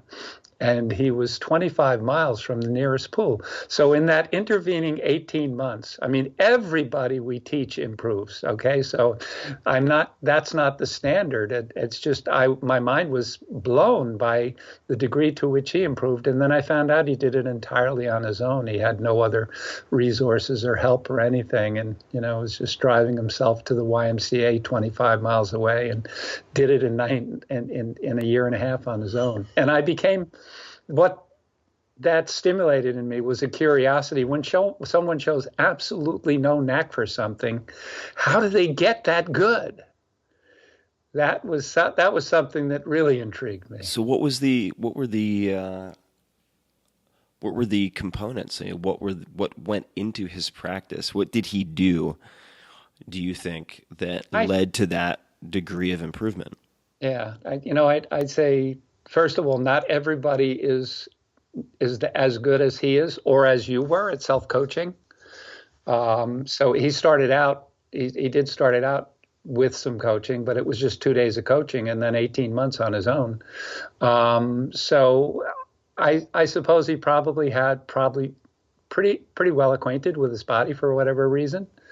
That's one thing, but the second thing is I think he probably just faithfully followed through on practicing the drills very patiently, very attentively, until he really understood them and constantly refined his form in the drills, and then taking whatever he learned from the drills and putting it into whole stroke practice. He probably gave not a moment's thought to speed or how far he was swimming. I'll bet he did what you did, Tim, which was to only practice for as long as he felt the practice was fruitful. Yeah, there were a handful of things that I think in any practice, for me at least, help with self-coaching. The first would be, whenever possible, having as they would say in the startup world, a key performance indicator. So what is the number that you are trying to improve week on week? And there's actually a very famous, for lack of, or to keep it simple, I'll say a startup incubator called Y Combinator, nicknamed YC, based in Silicon Valley, that can be thought of as the Harvard meets SEAL Team 6 of startup training. And they bring in a very, very small percentage of people who apply and work them into the ground 24/7. Or these people don't really need help to do that. They'll do it on their own. And at the end, they have a business that they pitch to investors and so on. And during that period, they almost all choose a KPI, a key performance indicator, and the goal is to say improve it 10% week on week. So for me, in swimming, I decided early on, with the help of Total Immersion in book form, and then later I got the DVDs, was the stroke count, the number of strokes per lap. Right? That was my true north. Like anything that I did that hurt that, I ended up either fixing or discarding, and anything I did that improved that, I would continue practicing. And then on top of that, I would test all of these various drills and realized for myself that the hand swapping drill, I'm not saying it's true for everyone, but in my case, focusing on that front quadrant swimming and the hand swapping was what most quickly returned me to a very optimal, for me in my skill level, stroke per lap, if that made sense. And then last, and this is actually much easier now, at the time GoPro either didn't exist or was very, very early in kind of version 1, V1 type technology, but having some means of video observation or correction, I just think is so incredibly helpful. And I've used that in swimming to a lesser extent, but only when we had the gear in Hawaii to do so. And of course, in my head, I've been practicing Total Immersion for a while at that point. I was like, okay, I feel like my technique's pretty good. And then you see it on camera and you just want to cringe. And that was also true when I was in Argentina in 2004, 2005, and ended up competing in tango. And I mean, I ended up going to the World Championships and making it to the semifinals. But about, I would say, 3 months prior to that, I remember I was 2 or 3 months into practicing tango. Felt like I had really made a lot of progress. I had been taking video of different instructors, different dancers. I'd been cataloging technique. I'd been writing down my specific goals for each, as I viewed it, practice session / workout. And then I would have 1 or 2 things each day that I would work on in the uncontrolled environment of a milonga, which is a dance hall. So I thought I was not hot shit, but I thought that I was really on my road to being a fantastic dancer. And then I remember I went and I bought a video camera. This is on Avenida Florida in Buenos Aires, where they have a lot of electronic stores. So I bought this camera, took it to practice, had somebody record me dancing with this woman, and it was horrible. It looked what I was doing in my head and what I was doing on the camera were so different that they would have been you would never have paired my video to what I would have described myself doing. And that is what allowed me, though, that sort of harsh reality is what allowed me to really, really, really improve after that point. Are there any other types of practice or types of self-talk, any types of planning or journaling or anything that you have seen helpful or that you've observed in people who self-coach well? Because I think this is such an important skill. If you want to be an autodidact, and most of the time, even if you have access to good coaches, you will be without a coach. What are some of the things that you've seen contribute to good self-coaching? Yes, a video, very, very important tool, very helpful tool for anything more movement-oriented. There has never been a time that I have been videotaped that I was satisfied with what I saw to this day. But, if I can cite my own experience, because I've been my own total immersion coach all along, I got into, once I have to step back a little bit and talk about how my mind was open to how much potential improvement was available to me that I had not realized at all. Going back to Bill Boomer, after I heard him talk at that clinic, I drove up to Rochester to watch him coach and see him put into practice the things he talked about and pick his brain. And one of the things that he talked about was that the keystone skill of swimming was balance. Now, I had never even heard of balance as a skill of swimming, and he was saying it was the keystone to efficiency. So he talked about balance during the clinic thing, and then when I went up, I said, "Bill, would you teach me something about balance?" So he taught me a drill that he called pressing the buoy, or pressing the T, excuse me. He called it pressing the T, where you would have your arms at your sides and be flutter kicking with your head in line with your spine and lean on your chest as you do. So I did that. And I had spent 25 years thinking I had the misfortune to be born with heavy legs. It's a bad thing as a swimmer to be born with heavy legs. And I spent a quarter century thinking I was doomed. And in 10 seconds doing this drill, that whole concept was exploded because my legs were light. And I never realized that I could, I had the power to do something to change that. Can you explain the drill one more time, please? Yeah. We teach it today. We call it torpedo, but we do it without the flutter kick. But essentially, you put your arms at your sides and you glide with your head in line with your spine, kicking gently, and lean a little bit on your chest. And what you feel is your hips and legs become lighter. They're lifted by a lever effect. A lever effect of leaning. What's the most buoyant part of your body is your chest. You've got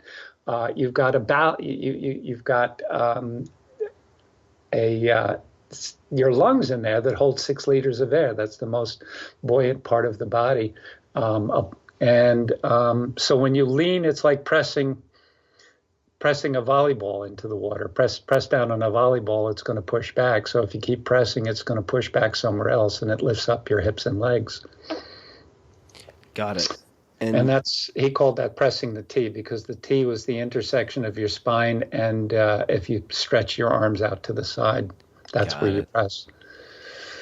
So there's, I was planning on maybe talking about this earlier, but I want to be respectful of your time, and I also want to make sure that we chat about your cancer diagnosis, and I have some questions about that. But could you tell people the origin of the cancer diagnosis, and perhaps just explain the circumstances? Yeah. Just about 2 years ago, I went with two friends to Sardinia, and we swam from Corsica, which is in France, to Sardinia, and I had an unbelievably great swim. I had been not training exceptionally hard for it. It's a 10-mile swim. The water temperature was 64, 65. And it took us 4.5 hours, and that was stopping every 30 minutes. So there were 7 stops to have a feed, which happened to be blueberry soup. One of my co-swimmers was from Sweden and brought blåbärssoppa. And just an incredible swim, one of the best swims of my life. So I came home, and within a week of coming home, I had my annual physical, and my doctor found some irregularities when he examined my prostate, and he said, you need to get a biopsy from a urologist. I went very quickly to get the biopsy, and the biopsy turned out to be positive for cancer, and it was what's called a Gleason score of 4+3 or 7. And what's significant about that is the number 4 indicates how aggressive the cancer is. And 4 indicated it was an aggressive cancer. So it was one that needed to be treated. A lot of times today, what they try to do is just watch and wait as much as possible, because they overtreated for quite a while. But in my case, it was clear that I needed to get treatment. I found a surgeon to do a radical robotic prostatectomy. It's called a Da Vinci surgery. And was scheduled for surgery. But beforehand, he said to get some scans done, and one of the scans showed that I was already in stage 4, that the cancer had already metastasized to my bones. So no surgery. Since then, it's been treat the systemic. So it's 2 years since my diagnosis, and this variety of cancer I have is called metastatic castration-resistant cancer, which is sort of a nasty term. It just means that the first treatment they give you is hormones, and the hormones are meant to suppress testosterone. So I have the testosterone of a 66-year-old woman now, but it's a very nasty form of cancer, and typically 24 to 30 months survival time after you are diagnosed. So that was pretty sobering news.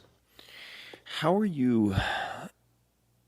What have you seen in yourself? I mean, in our interactions, at least via email, text, and so on, and certainly even speaking with you, I mean, you seem very upbeat and optimistic and very engaged with Total Immersion, for instance.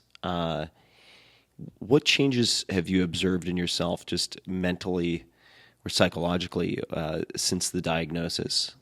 Yeah, I went through a roller coaster the first 6 to 8 months afterward, where, first I felt sorry for myself, and then the news kept getting worse. Like I didn't find out that I had the worst variety of prostate cancer right away. It took a while for the failure of my hormone treatment failed in 2 months.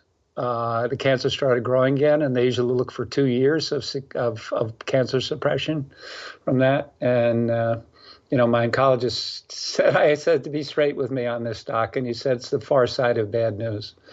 So I was going through a roller coaster where the news kept getting more sobering, and I was feeling anger, anxiety, not depression ever, never, never depression, but I felt quite a bit of anxiety to the point where it was out of control, and I sought treatment for anxiety, which I had never thought I would ever need in my life. So the first 6 to 8 months were like that, but then with the help of the anti-anxiety medication, I'm on Lexapro and Abilify, and I don't mind admitting it. It's worked. It's enabled me to reclaim who I always was, which is a person who's driven by a purpose, and the purpose is to change the way people swim. I mean, literally, to change the way swimming is taught and practiced in this world. I've always had such a powerful sense of purpose, and I wake up with that sense of purpose every day. And I have to say that in the past, probably 16 months now, I haven't experienced any anxiety. I haven't experienced any depression. I still wake up every morning fired up to do what I'm going to do in that day, which today is your podcast. And which I couldn't be happier about. And I'm thrilled to have you on. I mean, I wish we could spend some more time together. So I hope to. I mean, we had a chance, which was really exciting for me, after learning TI through the book and seeing freeze frames of you with all the diagrams showing correct direction and so on, to actually get in the water in Hawaii with Sarah and to swim with you is just such a highlight for me. Such a wonderful experience.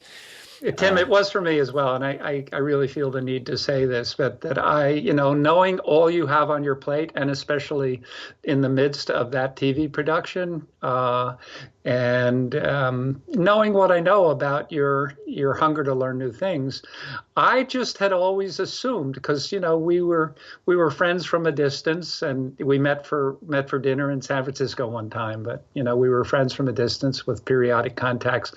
When you wanted to make another mention, thank you, of Total Immersion in one of your books, that when I arrived in Hawaii, I was so impressed as to see how strong your hunger remained to improve your swimming. And I thought, it's not a box he wanted to check off at all. He really cares about this. So I saw that, and I was really impressed and happy about that.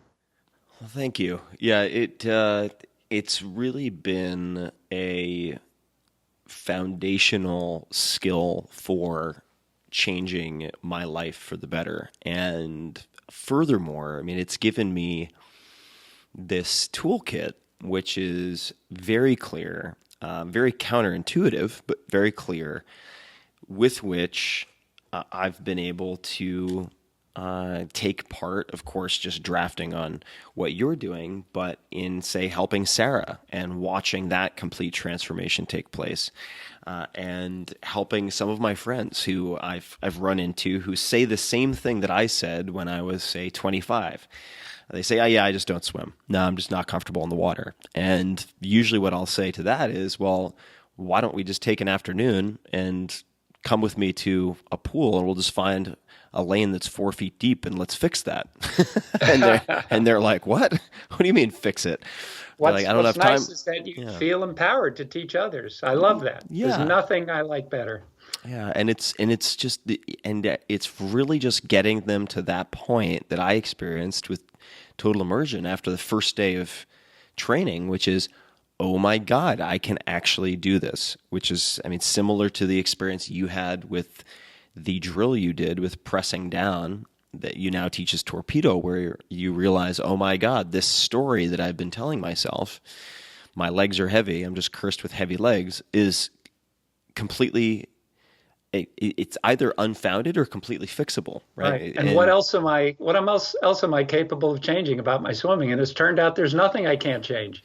Yeah, or your life, right? So yeah, exactly. If this impossible is not just possible, right? Like Tim Ferriss cannot swim, is not only possible to fix, but in fact easy to fix with the proper counterintuitive teaching and progression. In this case, which is Total Immersion. I mean, it's such it's such a demonstration. It's such a profound demonstration of possibility for me that I really encourage anyone who is listening to this, and I'll say this also in the intro, who is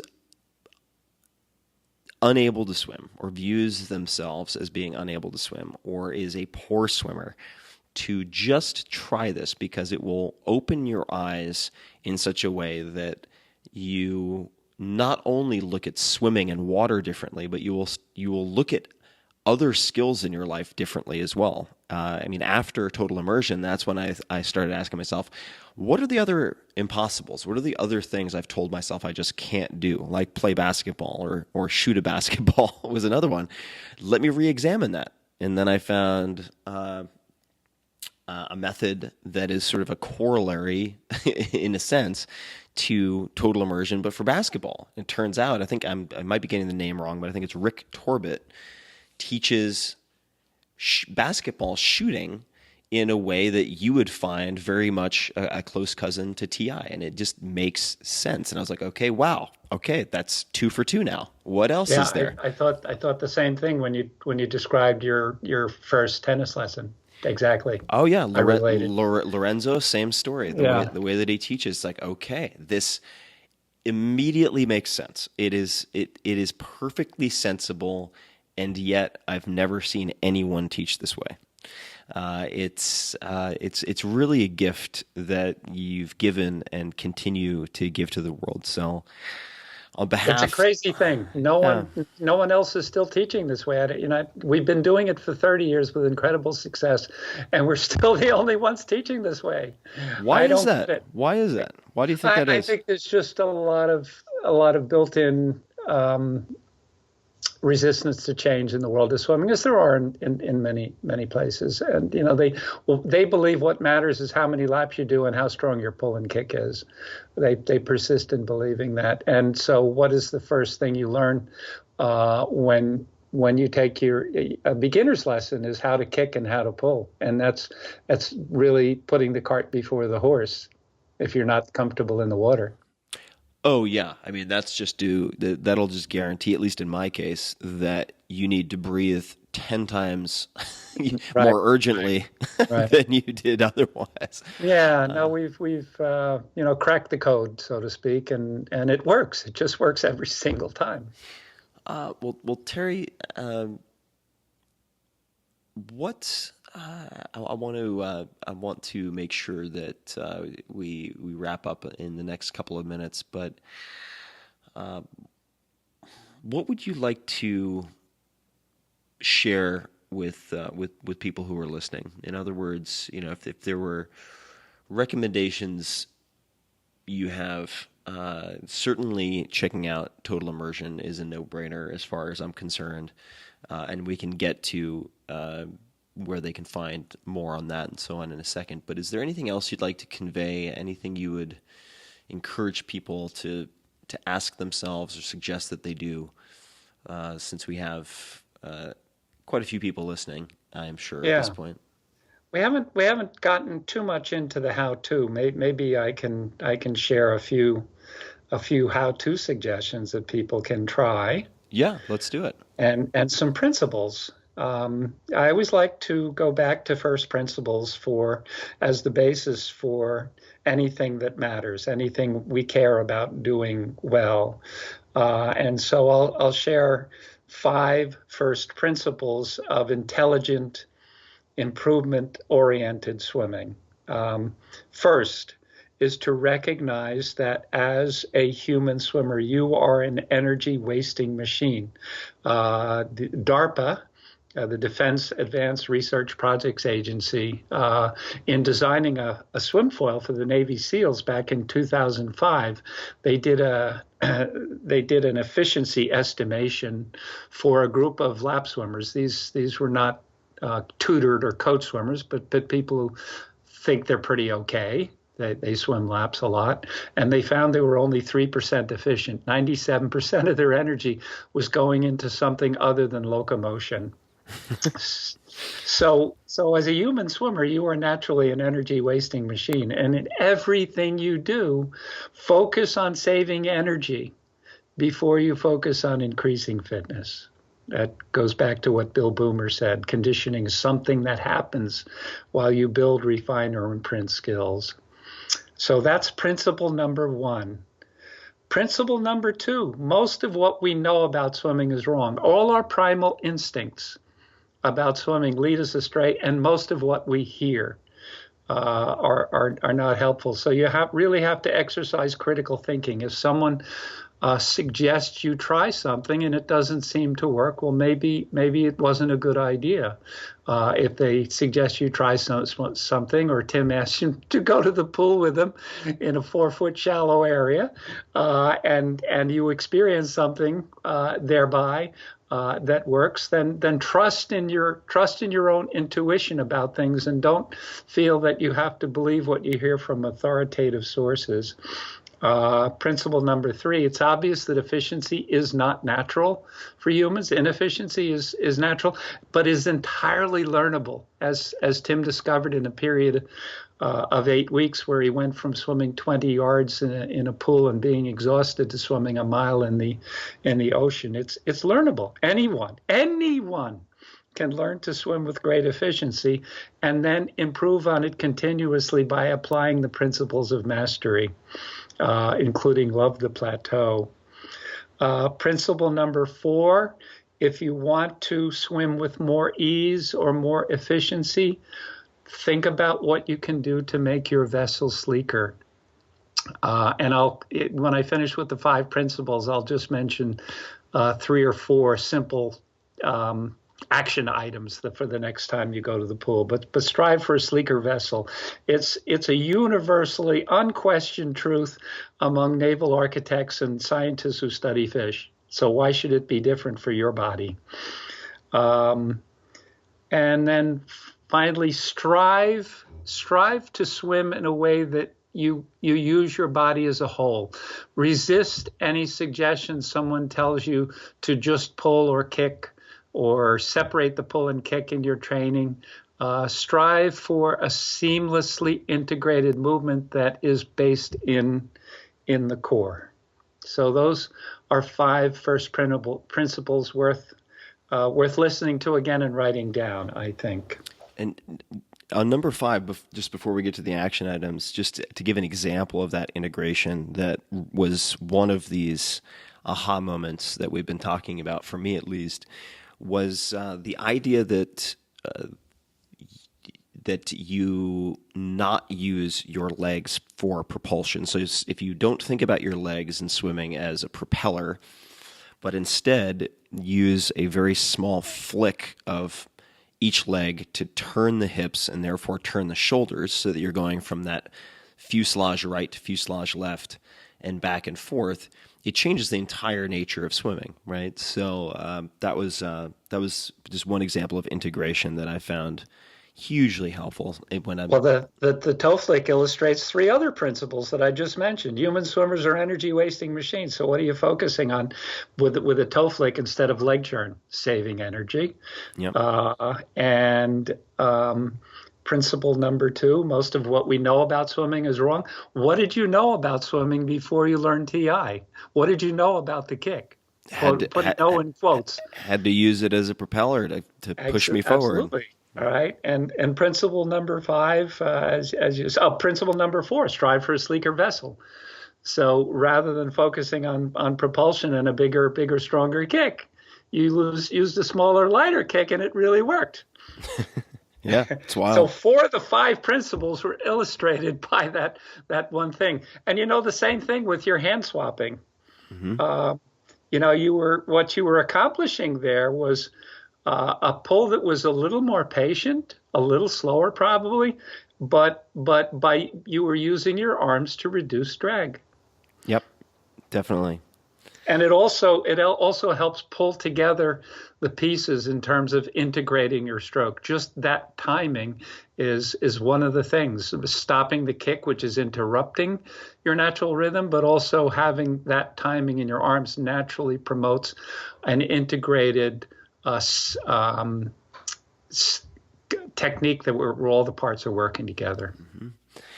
So what action items would you have for people who want to try something at the pool?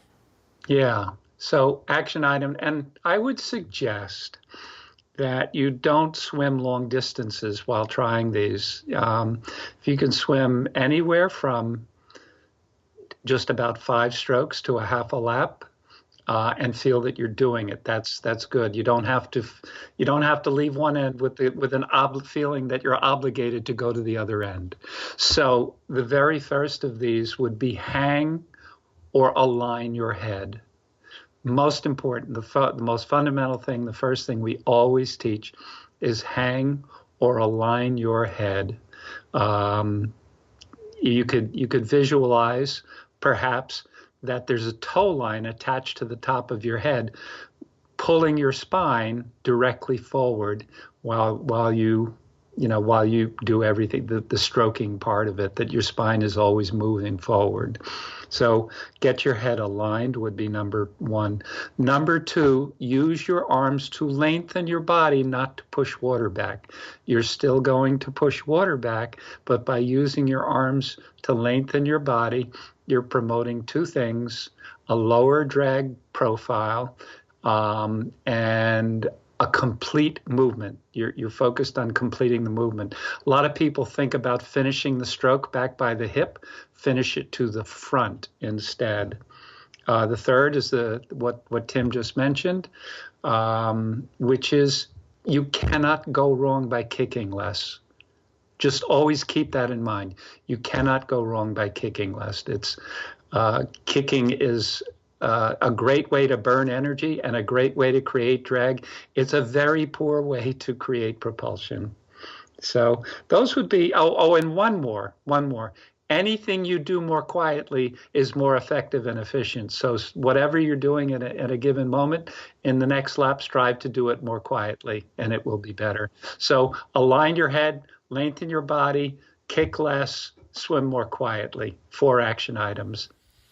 Yeah, the swimming quietly is one that if I find myself getting prematurely tired, which I take as an indication that I'm being inefficient, that's usually what I'll focus on. I'll stop. I'll just rest at the side of the pool for whether it is 30 seconds, 60 seconds, and then for the next handful of laps, just try to be as silent as possible. So no splashing with the feet, with the hands, really trying to glide the arm in at an angle and to do it as silently as possible is also one of those exercises that just checks so many different boxes, it seems. Yep. Terry, this has been great. I'm glad that we were able to find the time to do this. And of course, people can find Total Immersion online at totalimmersion.net, where they can find videos and instruction and everything else. Is there anything that you would like people to check out, or anywhere else that people should say hello? Well, first of all, I want to say thank you, and I want to say you are a masterful and artful podcast host. I'm working on it. Work in progress, but thank you. I felt very well guided. I would like to do a podcast, and I hope to be a fraction as good as you are when I do it. So, I would like to offer all your podcast listeners a 7-day free trial of our online swim academy. Where there's a tremendous amount of information, and you will have access to every bit of it, including streaming video and ebooks and all kinds of information. It's all free. Everything we have produced is available. And all they have to do is go to totalimmersionacademy.com/Tim. totalimmersionacademy.com/Tim to learn more and take advantage of that offer. Perfect. And to everybody listening, I will also put that in the show notes. So if you want to find links to that and everything else we've talked about, you can find that at tim.blog/podcast and just search Terry's name. If you just search Terry, since I believe you are the only Terry I've interviewed so far, then you will pop right up. And Terry, it's been such an honor and a privilege to have you on. And as far as your podcasting hosting progress goes, I think it's important to, if you want a good laugh, listen to my first episode that I did as a host, and you'll realize just how much one can improve. Yeah. Any skill is improvable. All you have to do is practice. Oh yeah. So not. I think that if you use my first episode as a hurdle, I think that you'll clear it with flying colors. You're already much better than I was then. So don't be daunted by that. And I hope to hear your podcast soon myself. But Terry, thank you so much for taking the time. I really, really appreciate it. And thank you so much for inviting me. It's a pleasure and a privilege I've really looked forward to. And to everybody listening, try out Total Immersion. Honestly, whether you're a swimmer or a non-swimmer or someone who's never quite been as comfortable as you would like, I am not, if you've seen photos of me, what you would think of as built for swimming. And I told myself all sorts of handicapping stories and accepted all types of partial completeness until my 30s, when I used accountability by having a friend assign me a New Year's resolution. I knew he would bust my balls forever if I didn't do it, to get me to finally take it seriously. And taking it seriously meant I took all sorts of classes and so on, and wasted a lot of time trying things that were really, really, really hard, like kickboards and everything else. It doesn't have to be hard. And in fact, good instruction should seem very, very clear, and it should make a lot of sense. And that's what I got from Total Immersion. And I can go down a long list of my friends who have since learned how to swim. So definitely check it out. And Terry, you mentioned it already, but totalimmersionacademy.com/Tim. I really hope people give it a test and share their experiences, because it can really be revelatory. And to everyone listening, as always, and until next time, thank you for tuning in. Be safe out there, question assumptions, and never stop learning. Okay, guys, that's the end of the first interview. And from this point forward, you will hear several clips of Terry's daughters, Fiona, Carrie, and Betsy, interviewing him in the hospital in the days before his passing. Thanks for listening. But you want to make sure that's not written down yet. So it's all what in we're your head. talking about is what makes Total Immersion distinctive. Yeah, I got that. Yeah. Is teaching balance as the keystone skill of swimming. No one else even recognizes balance as a skill. Okay. Let alone the keystone skill of swimming efficiently. Okay. Or not just swimming efficiently, of being able to enjoy swimming. Yes. Being able to swim with ease, grace, and enjoyment. A lot of these are... And we will approach it to demonstrate that the Total Immersion way is unique in promoting all those ancillary benefits, because we do it consciously. Because we're trying to develop the whole person, not just the swimmer. Yeah. Okay. We're trying to grow the whole person. Brain, psyche, and body. Dad, let me ask you a question. Is there anything you want to convey to other people about how swimming, your approach, is helping you right now? Like the interval training with this, the mindfulness with this, because that's everything I've practiced and taught has helped prepare me for this crisis moment in my life. Okay. Can you give some examples? Sure. Mindfulness. Yes. Process orientation.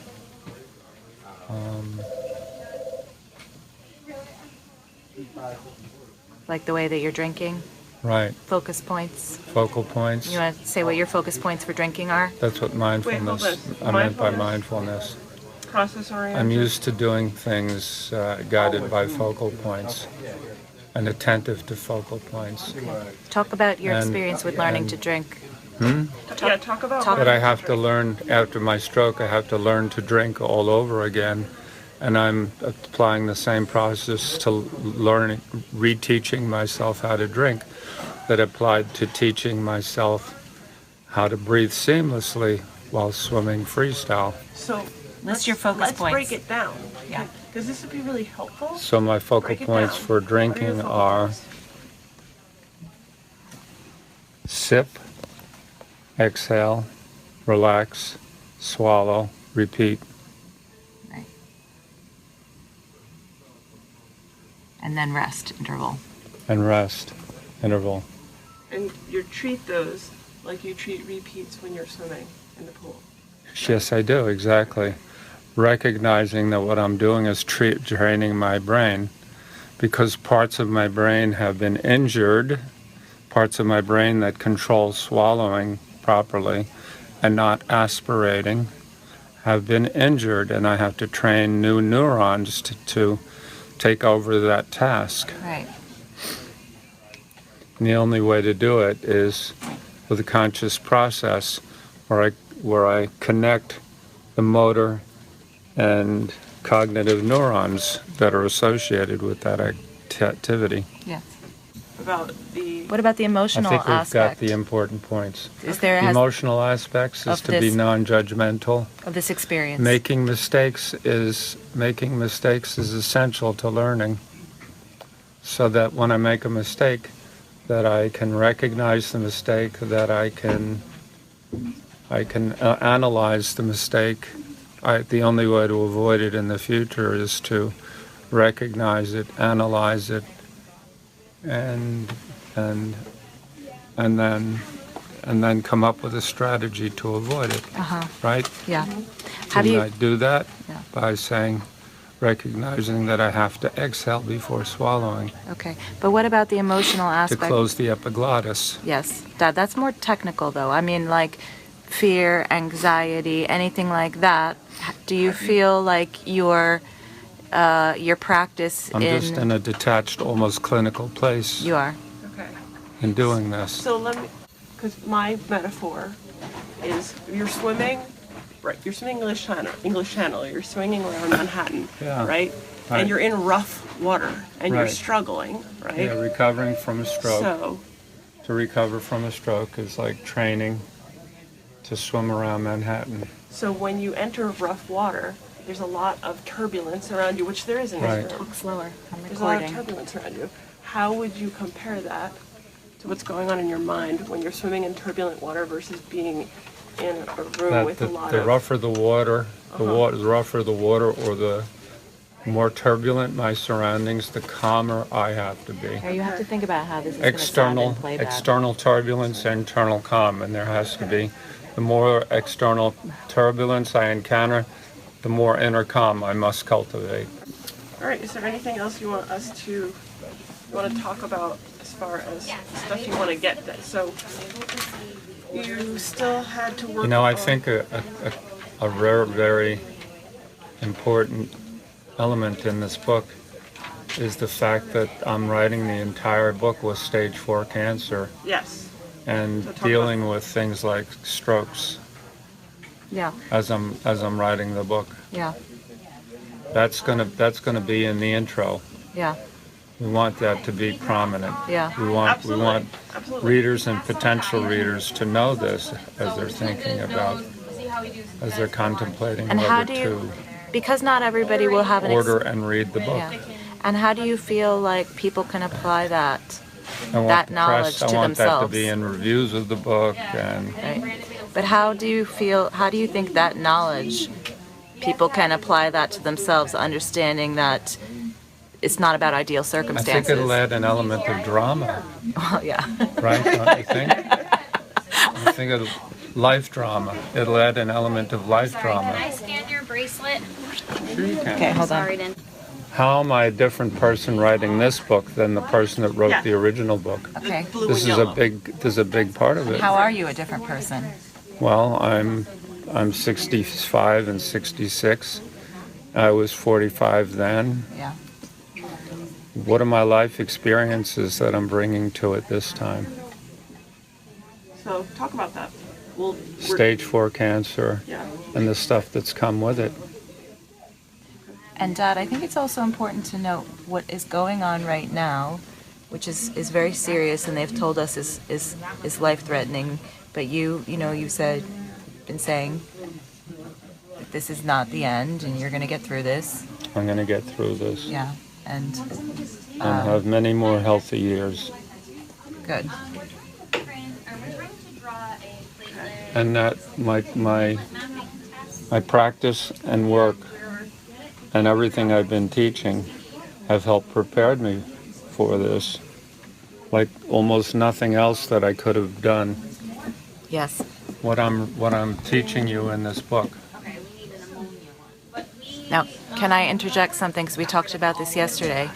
You have significant brain swelling, and we were talking about visualizing. You said visualizing a skinny brain, which was a joke, but really the idea of meditating and visualizing on your brain swell decreasing. Do you want to talk about that? Have you been doing that? The physical process by which that happens. I needed to understand the physical process by which that happens in order to be able to visualize it. So did the doctor help you understand that? Sure. And that helped you visualize? Ellen McHugh helped also. Okay. So Ellen's been very, very helpful here. Yeah. So, Dad, can you... In my conversation with the various physicians who come through. She came specifically to be the medical translator. I'm not sure. She did. Did she? She? Told us, yes. She said She that? said, Okay. she said, And she's very, very good at that. Okay, let me just finish this thought. Can you describe your any visualization technique that you have used since you've been here? Sure I can. Okay. Which is seeing blood flow through my brain and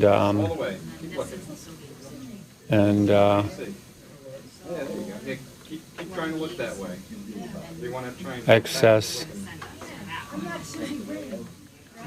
excess moisture in my brain tissues being drawn into the bloodstream and carried out of the brain to be excreted. And how often have you been doing the visualization? Once a day, twice a day? On and off? On and off, not on a schedule. Okay. Whenever you have a quiet moment? Yeah. what about the value of rest? Hmm? What about the value of rest? Quality over quantity and the value of rest? Because you emphasize that with swimming too. It's about quality a lot of times, not quantity. I don't know, I haven't thought about it. Okay. Well, remember when you... That they tell me the most important element in my recovery is rest. And sleep. Yeah.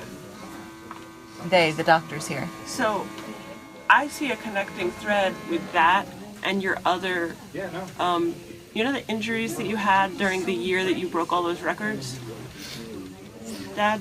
Yeah. And remember how you weren't able to train as much? Right. So don't you see that as a similarity? Yeah, you actually got that's a lot good more point. rest. That's a good point. Dad, could you talk towards the phone? Because it's the microphone's over here. That was enforced rest that year. Enforced rest actually enabled you Right. to swim better. And Right. here, enforced rest, which we've been making sure that you get enough rest and sleep, you're doing way better today than you were before. What do you mean? Meaning, we can see improvements in you from the other day. Yeah? Yes. Of what sort? You're more alert. You're Oh. awake for longer periods of time. You can speak at length. Dad, the first day we could barely wake you up. So you needed to rest. Yeah. So there's a connection there. Yeah, my Between- body needed to rest Exactly. the first day. Enforced rest. It had undergone a lot of stress on Tuesday. Yeah. So, So it was recovering on Wednesday okay, so the importance of rest and recovery in swim practice. from the stress of the stroke Right. Tuesday. Rest and recovery. Recovery. Recovery. Recovery. Recovery. Recovery. Recovery. recovery.